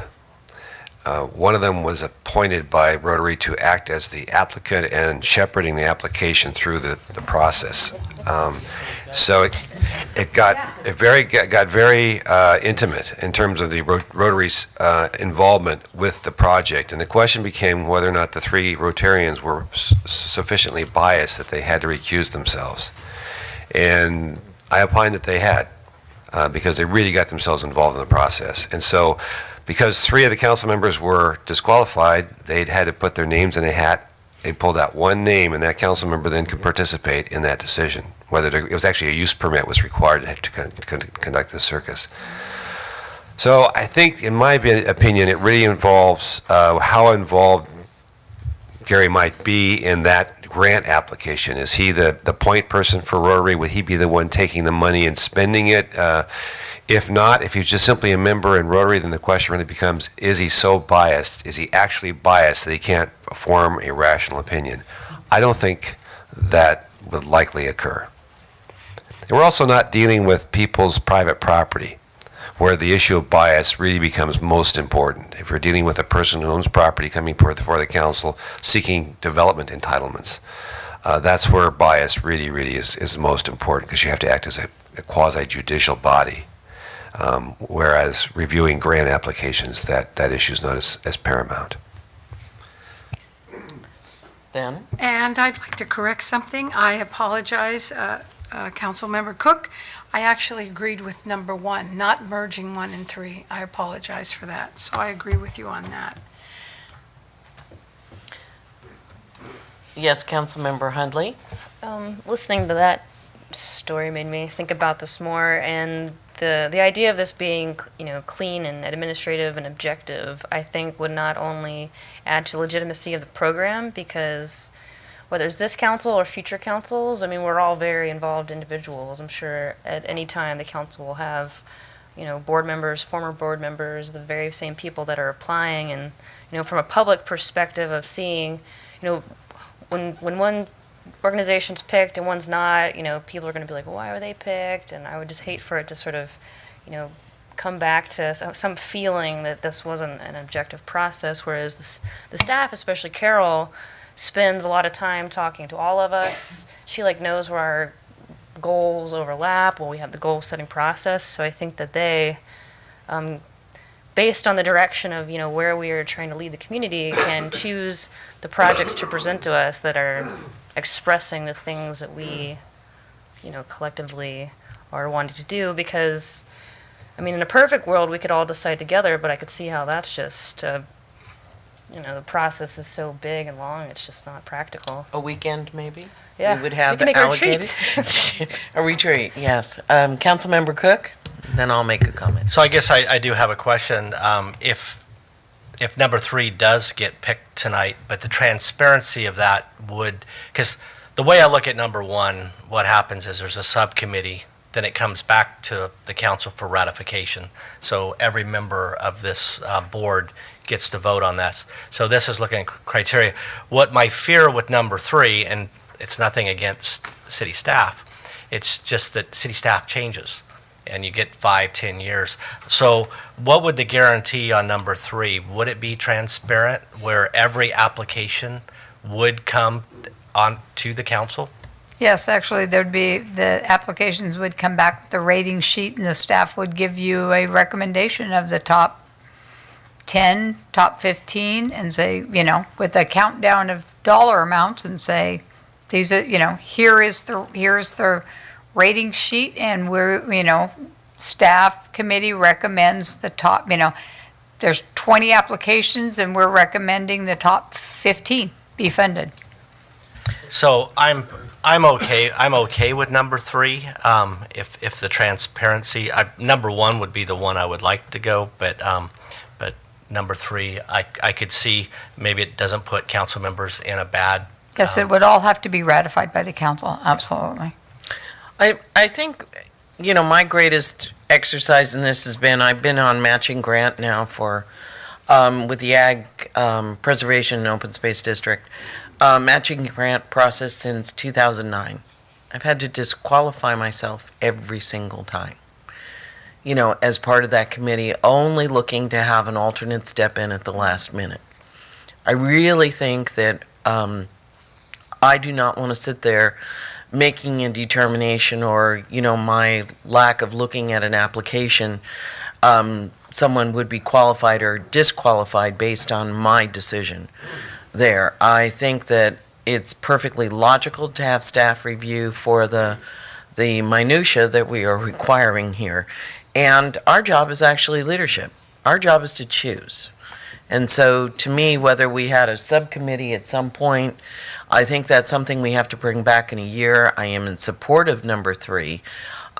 If we really feel that council could do this based on their recommendation and then give their percentage, again, we're back in the area of, we're taking responsibility here. We're giving 2 people on our council the responsibility for taking both positive and negative action from community based on grants that they've submitted.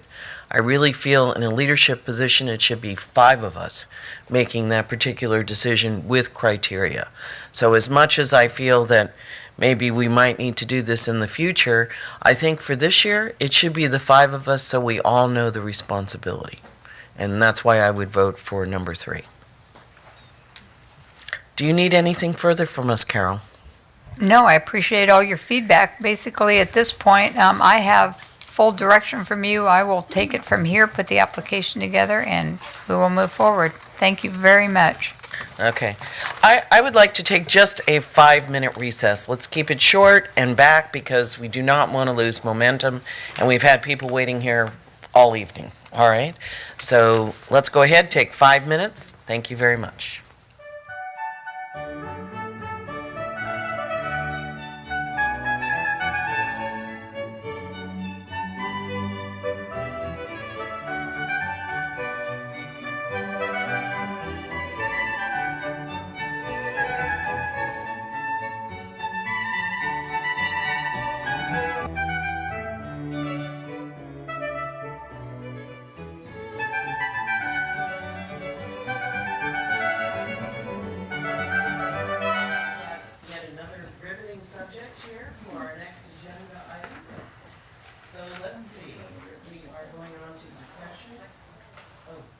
Thank you.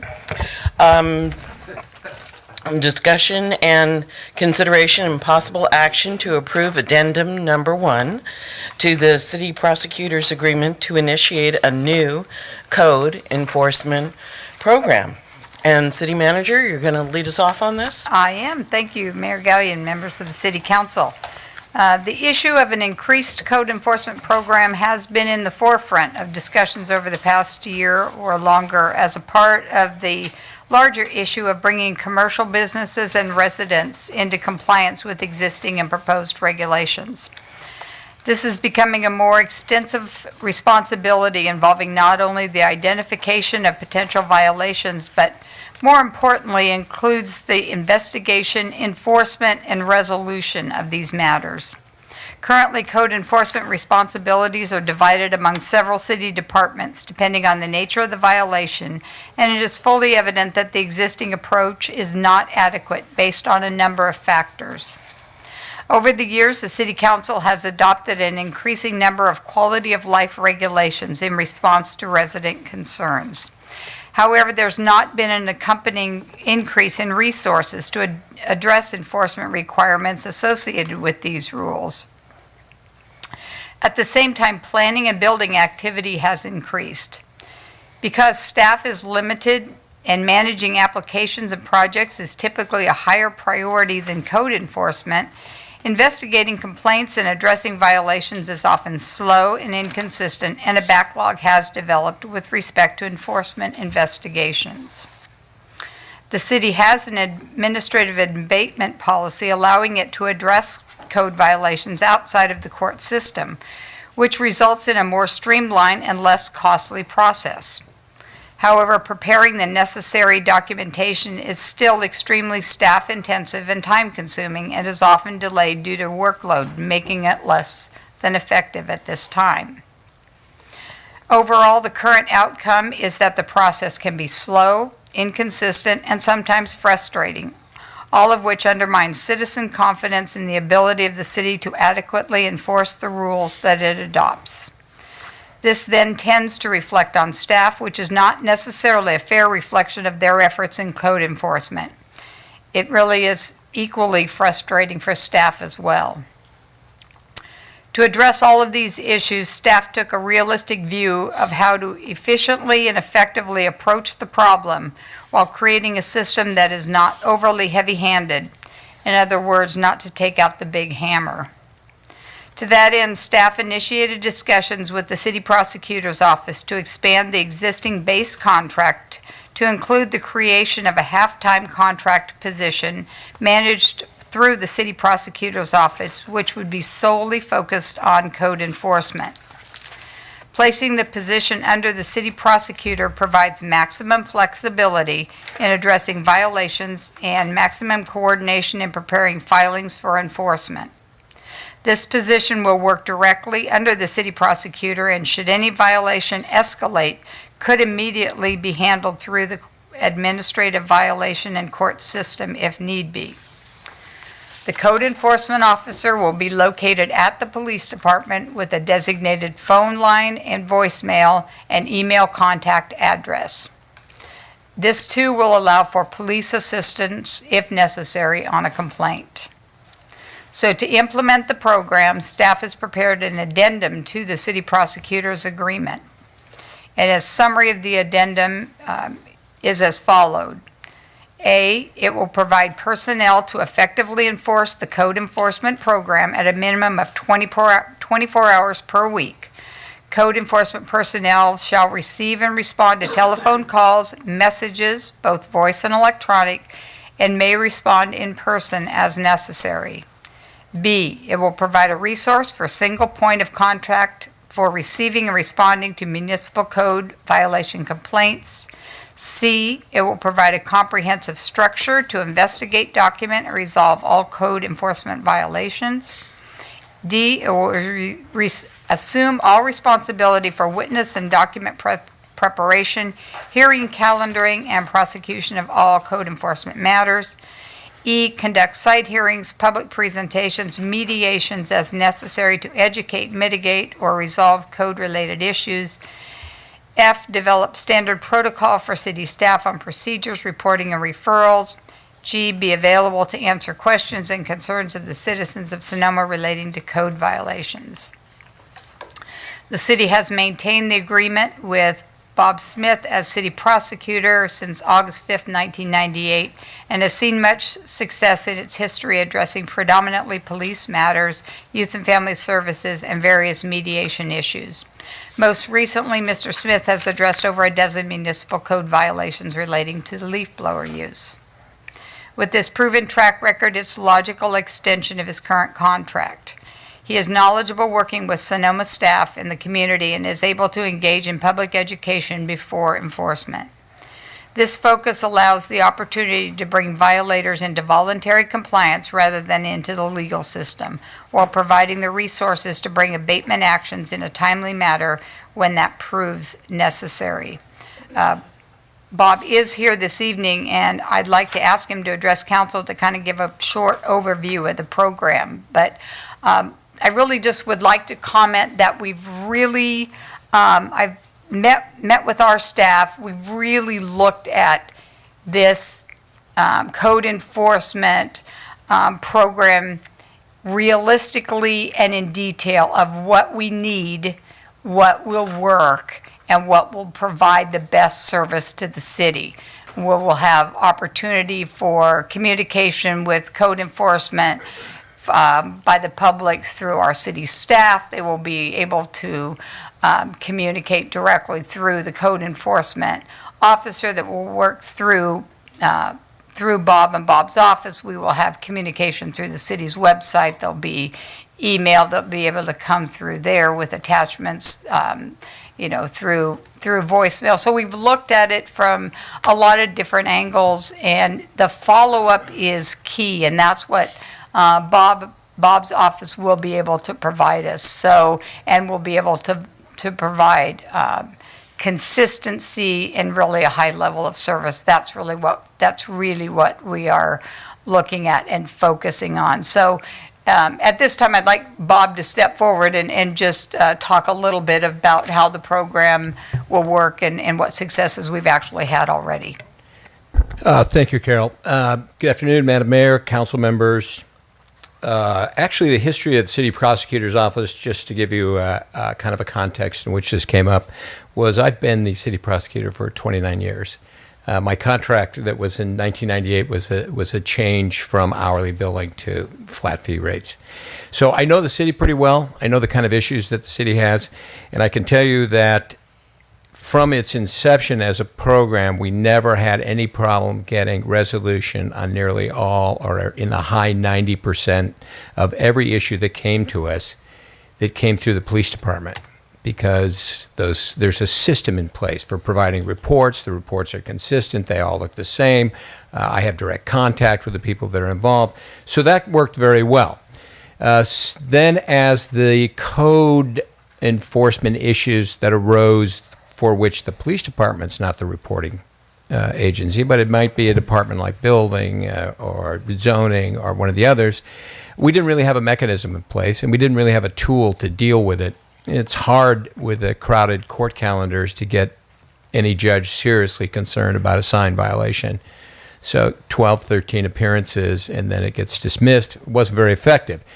And then we had what I call the BCAC kind of timeline about our enforcement. So just about one BC, and I refer to that as before chickens, we came across a way from dealing with some chronic issues in the city was this admin violation or admin vio or abatement statute, which gives us a streamlined process for ensuring compliance with the citizens with a basic code. And I think if you look at the history of this, you'll realize that we use that as a tool. It's not a hammer as a tool, but it's a tool to communicate and make sure that everybody understands that there's accountability out there, and let the neighbors know when they see a building that's been labeled as non-permitted, it's supposed to come down, and it's been there for 2 years, and they're thinking, well, why do I have to follow the building department directions when apparently nobody else does? And that just across the board, you have to have some sense for citizens to have faith in the system and that there is accountability.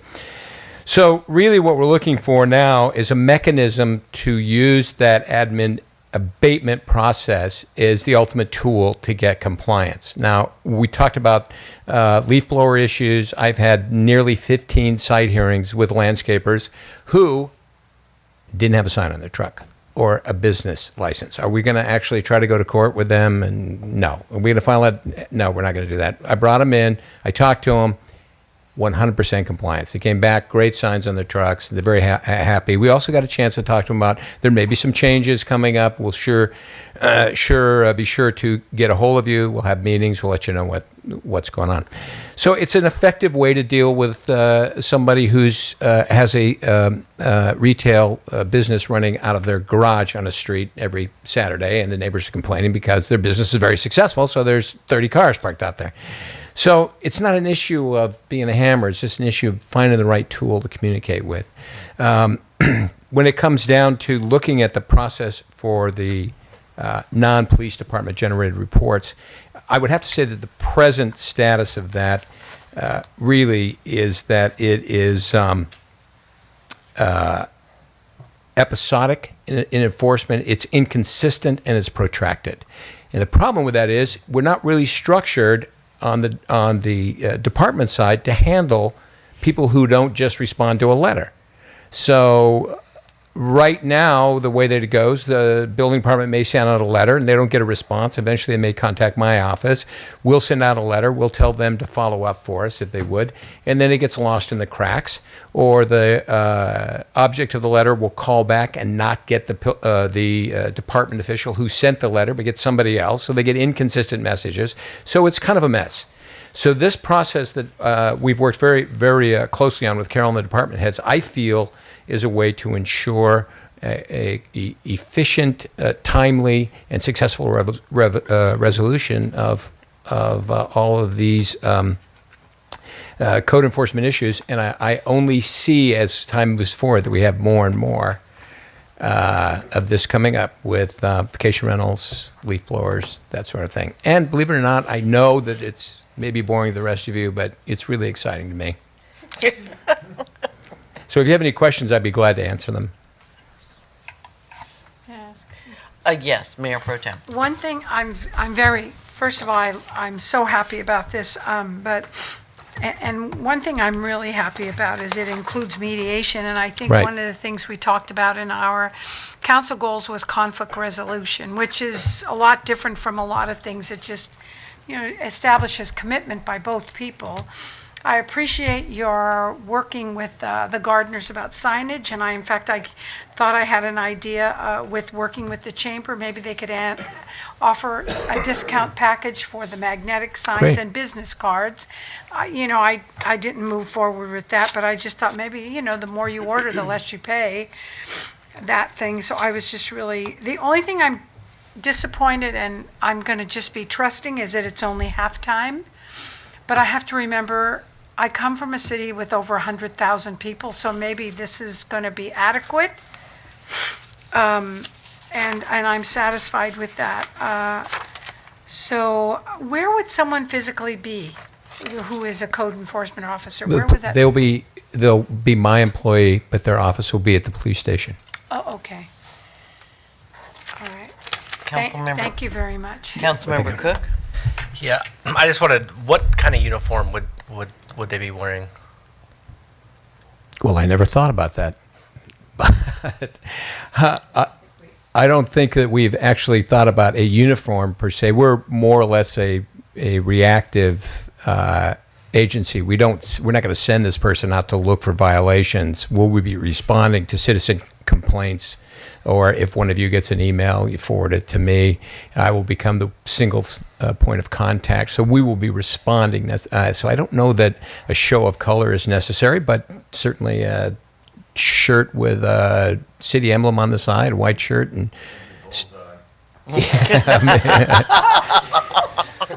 but that might be a good idea. Well, no, the reason I asked, because I'm hoping at some point this could turn into at least a little bit of presence. Because I know that, and I've talked to the city manager about this a lot, that, sitting on the council and making all these ordinances, you don't want to turn neighbors into complainers all the Right. time. And I think that I'm probably going a different direction than this is going, even though I like it because it's a beginning.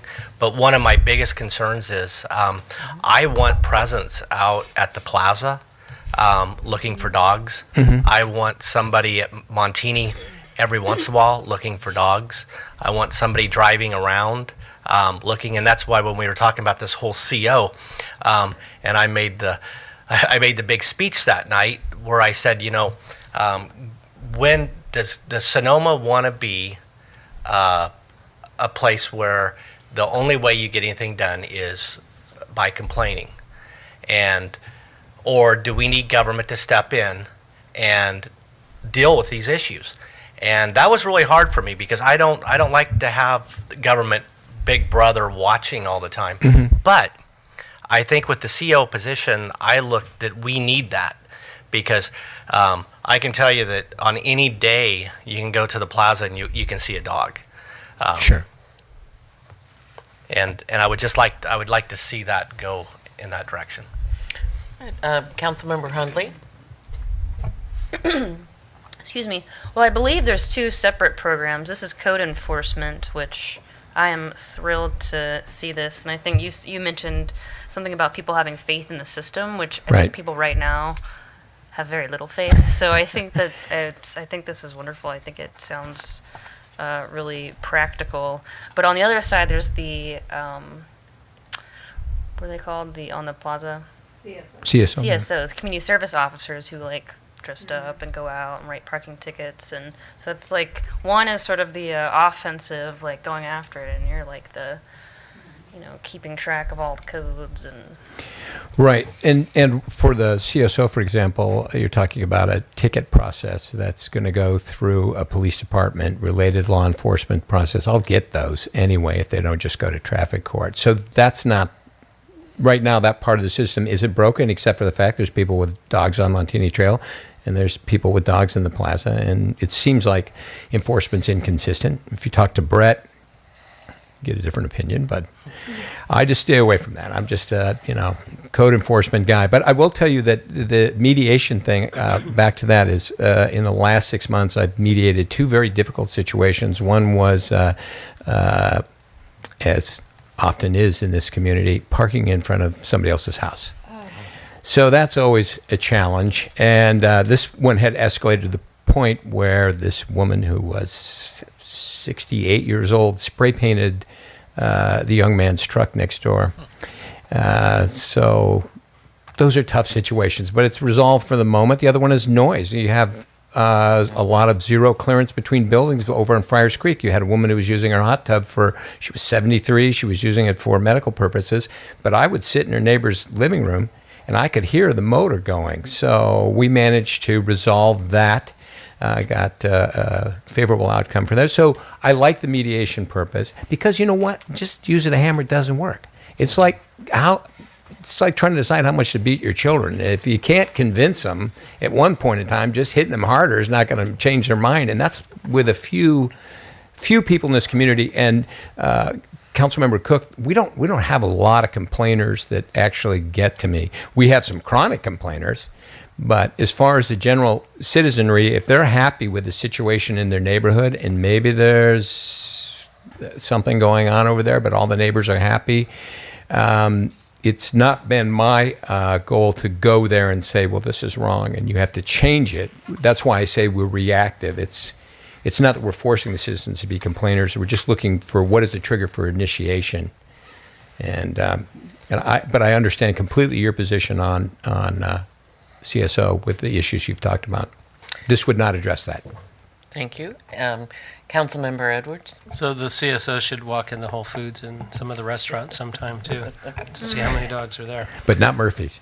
Not Murphy's.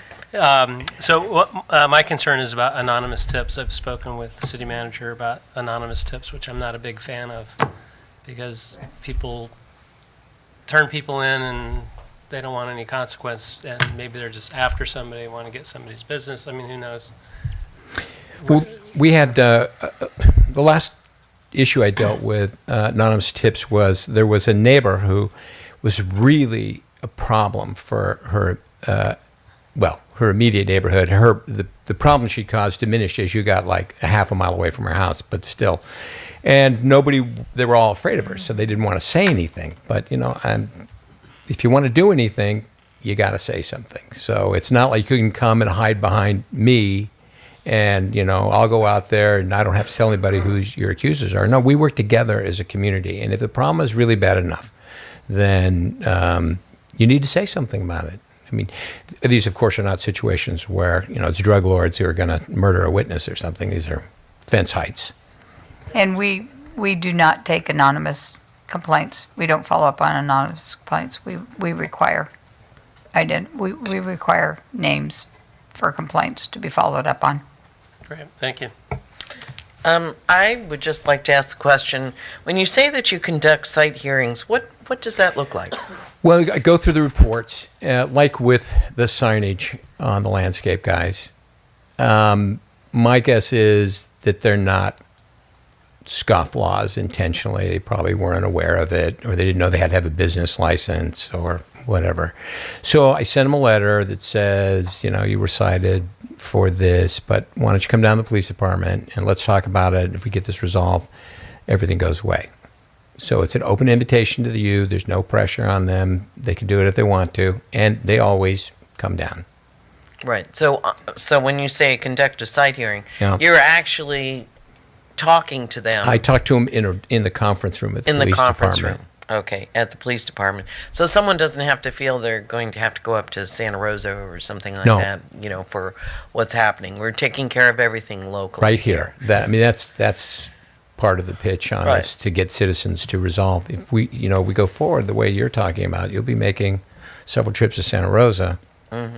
And usually people, if you sit across from somebody and look them in the eyes and talk to them, the chances of resolving that problem are like 100 times greater than if you send them letters or emails or leave them a nasty voicemail. I just found that it takes a lot of energy to be angry and be, an ugly neighbor. Mhm. And it's a lot easier to do that when you don't have to actually look at me. Well, the location helps. Yes. So I liked your statement about accountability because with that comes reportability. Yes. Your tool, at least what I would hope the future would be for this, just on a question, is that you'll be delivering some reports of which the council will be having information on. And should they choose in the future to change anything, this is actually a basis for us to, go back and reflect. So there is accountability and reportability, correct? That's with this absolutely position? correct. That's absolutely correct. So if this program, as you move down, needs to evolve in a certain direction, looking more towards animal violations and things like that, it can. So it's very flexible. I'm committed to the concept of efficiency, fairness, and resolution for all of our citizens, those who are maybe subject to a code violation and those who are their neighbors. So whatever it takes, we can make it work. Okay. Any further questions of Mr. I Smith? just have one. That sounds Yes. like a real conflict resolution person to me. that you are. Well- Really, it's, these cases get crazy and people get killed, which is very unfortunate. Yeah. Just over a fence. It's ridiculous. And if you could nip it in the bud, I'm just so appreciative of this. And I thank the city manager for moving forward on it. Well, thank you very much. Okay, so we have had questions of staff and Mr. Smith. I'm going to go ahead and take public comment on this item. Please step forward. Jack Wagner, Fano Lane. Obviously, great thing, easy yes. The only thing I would wonder is in the future if this is the proper employee to then require from people we talked about during farmers market or during events in the plaza to have someone from staff on site during events. If that would be someone that we'd be able to require in the future. Obviously, don't hold this up tonight. This is great, but just to add on to that. Thank you very much. Anyone else wishing to speak? Seeing none, I'll close public comment. Back to council for action. May I make a motion to approve, let me see, where are we? Possible action to approve Page addendum. 68. Oh, pardon? Sorry, page 68, resolution. All right, thank you. Right here. A resolution of the city, I Of the city council. propose to have a resolution of the City Council of the City of Sonoma approving the addendum number 1 to the city prosecutor's agreement for legal services. I'll second that. So we have a motion, we have a second. Any further discussion?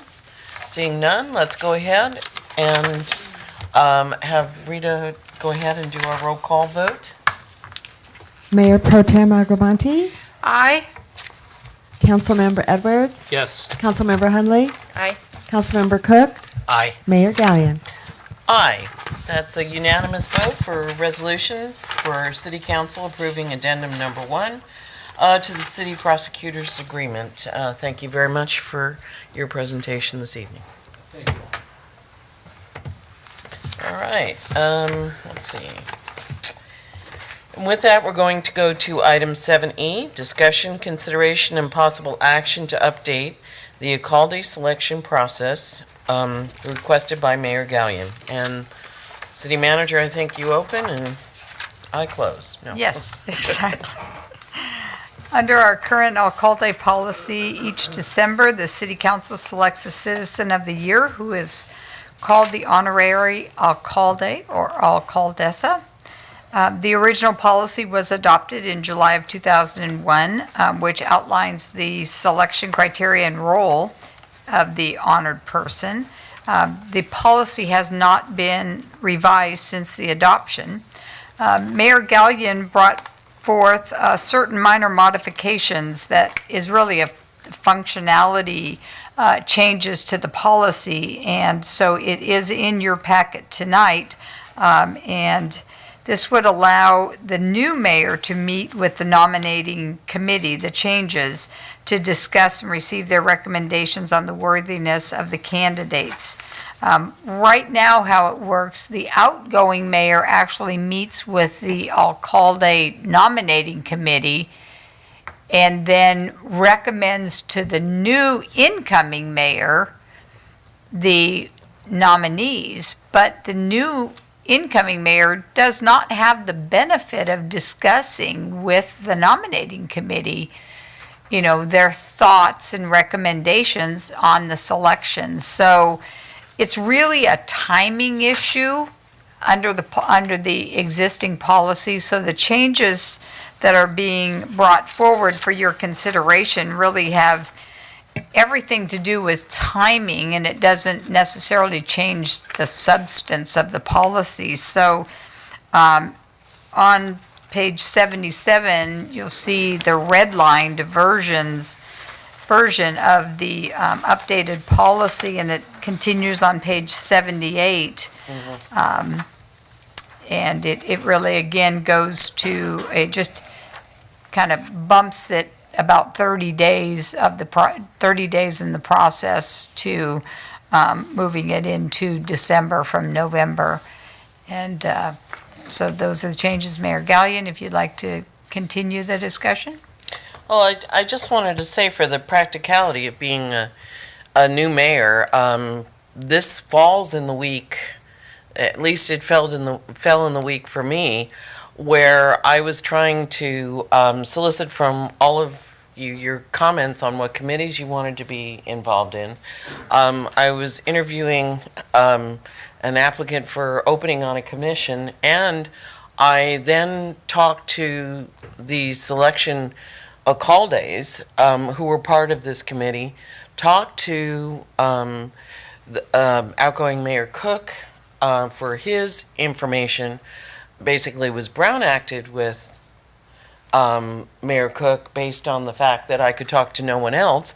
And I just felt this was very binding, very intense, and this is a very respected position and a very important one for the city, and certainly under the mayoral watch. So for me, I just felt that if this was just moved, so this was more of a January process and not quite so much a December restructuring process, that it would go ahead and actually give a little bit more time, and the new mayor would have the opportunity to meet and go through the process.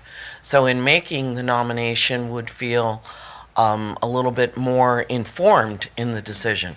Because as it was, I was actually calling, you know, the three members of the Alcalde committee and asking them the same questions that they had been asked before. And not that they were, you know, feeling that this was burdensome. As a matter of fact, they probably felt that, you know, I was just being very thorough, and that's the reason that I was calling them. But this is a duplication of effort on everyone's part, and I just feel that if this had been moved for 30 days, it would have been a more concise process.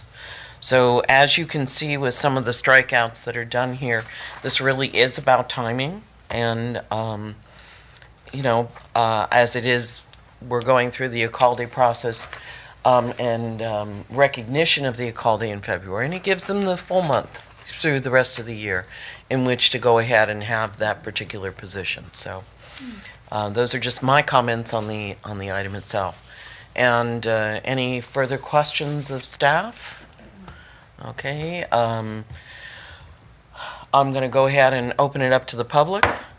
Any public comment on this particular item? Seeing none, I'll bring it back to council for action. I'd like to make a motion Mayor Pro Tem. with respect to changing the selection process as per number 1 on page 77.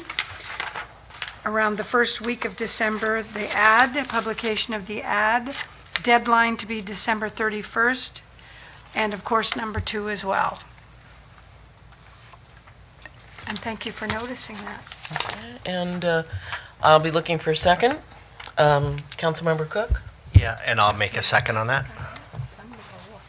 All right, so we have a motion, we have a second to accept the changes in the policy that is here before us on the Alcalde selection process. Do we have any further comment? Seeing none, I'll call for a vote. Mayor Pro Tem Agramonte, Aye? Councilmember Edwards. Yes. Councilmember Hunley. Aye. Councilmember Cook. Aye. Mayor Gallion. Gratefully, aye. Okay.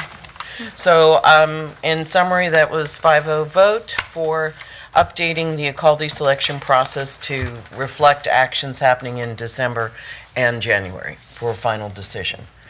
All right, and with that, let's see, we go on to the regular calendar of the City Council as successor agency. There are no items on this particular area. Then we would go next to council members' reports and comments. Who would like to start? Councilmember Edwards? So I had a meeting this morning at 8 a.m. with the Sonoma County Health Action. Thanks for giving me the insight to that, and I look forward to working with that group. So a lot of insight there, yeah. Thank you. All right. Anyone else wishing to report? I was with the Water Advisory Committee this morning. This is our first meeting for the new year. Glad to say that everyone is very happy. The outgoing chair has nothing but full reservoirs, and he is very happy. And the incoming chair is also very happy. That will be Mike Healy from Petaluma. And I am the vice chair for the Water Advisory Committee. Those were the actions that were taken today. Second is we'll be having some discussions about the Water Saving Partnership and budget. Will be coming through here, I believe, in March to explain what the water rates are for the Sonoma County Water Agency, their component, and then the component for the City of Sonoma, what's being proposed. And then we will have it back to the Water Advisory Committee in April for adoption, I believe, by the board in April as well. So it was a fascinating meeting. There's a lot going on. And we did go ahead and get as a grant, I believe with Santa Clara and Northern California, we received $40 million in a grant process, which was worked on very earnestly last year to go ahead and actually have monitoring and radar stations for atmospheric rivers and more data, which will be very beneficial for us here in Northern California in order to be able to predict more realistically what our flows will be. It's a very interesting project. Stay tuned for more information coming out about it. But I just feel that there's an updating of the weather report given by Pam. And the question is, will we receive the waters the way that we have received them in the months of December and January? Exactly the way that we have gotten them in waves of rain is exactly what we needed to be able to fill and to not flood with our excess rains. Now, weather patterns may change for February, where we might exhibit a little bit more drier weather than the rains that we've had before. This is yet to be determined, but with this particular sensor and censoring that will be done at specific locations, this will be a great benefit to Northern California and how they will plan for the future. But we have Pillsbury rising at an excellent level in 4 years. We have Lake Mendocino at its level, almost 90% capacity. We have Lake Sonoma at the same level as well. Question will be, can we have a minor deviation so that we don't have to release some of this water and we can keep it to make sure that we can maintain our levels. Water conservation and where we're going to go in the future with this is that the state of California will probably continue to mandate that we have a certain percentage of water conservation.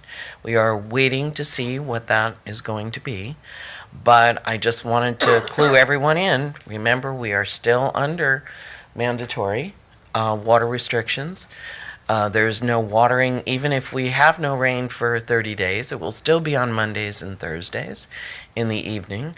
And to please make sure, if you do have irrigation systems that are on automatically, that you have shut them off when it does rain.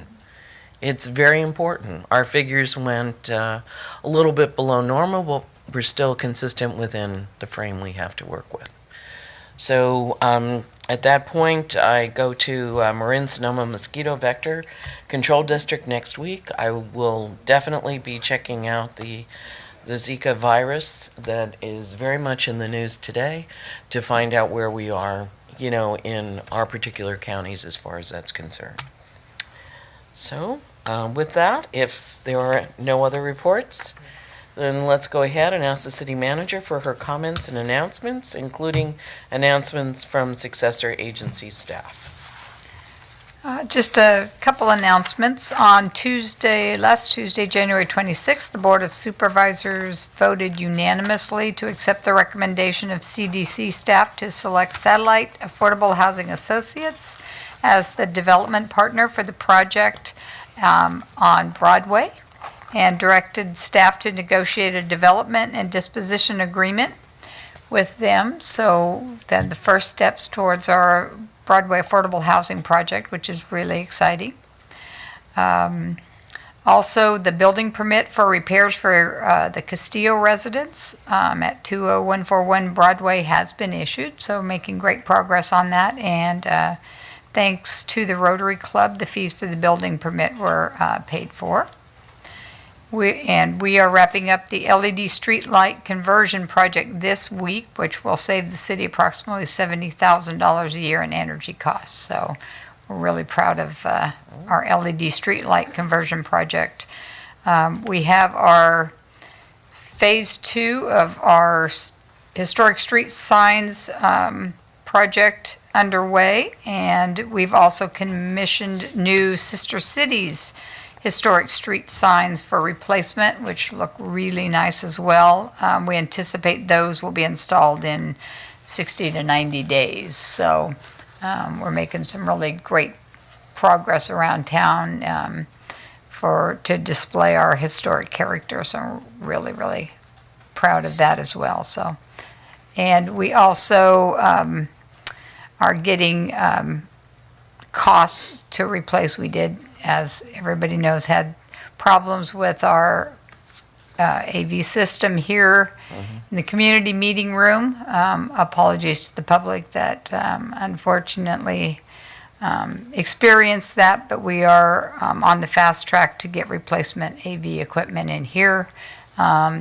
Equipment basically malfunctioned and basically worn out, so we are getting cost bids to replace that as expeditiously as we can. It's been kind of repaired for now, bypassed the system to get it functional for now, but we will be getting that replaced. So apologies to any inconvenience it caused the public. Thank you very much. I think we'll move on to comments from the public. If there are no comments from the public, then I'm going to adjourn the meeting at 9:38. Thank you.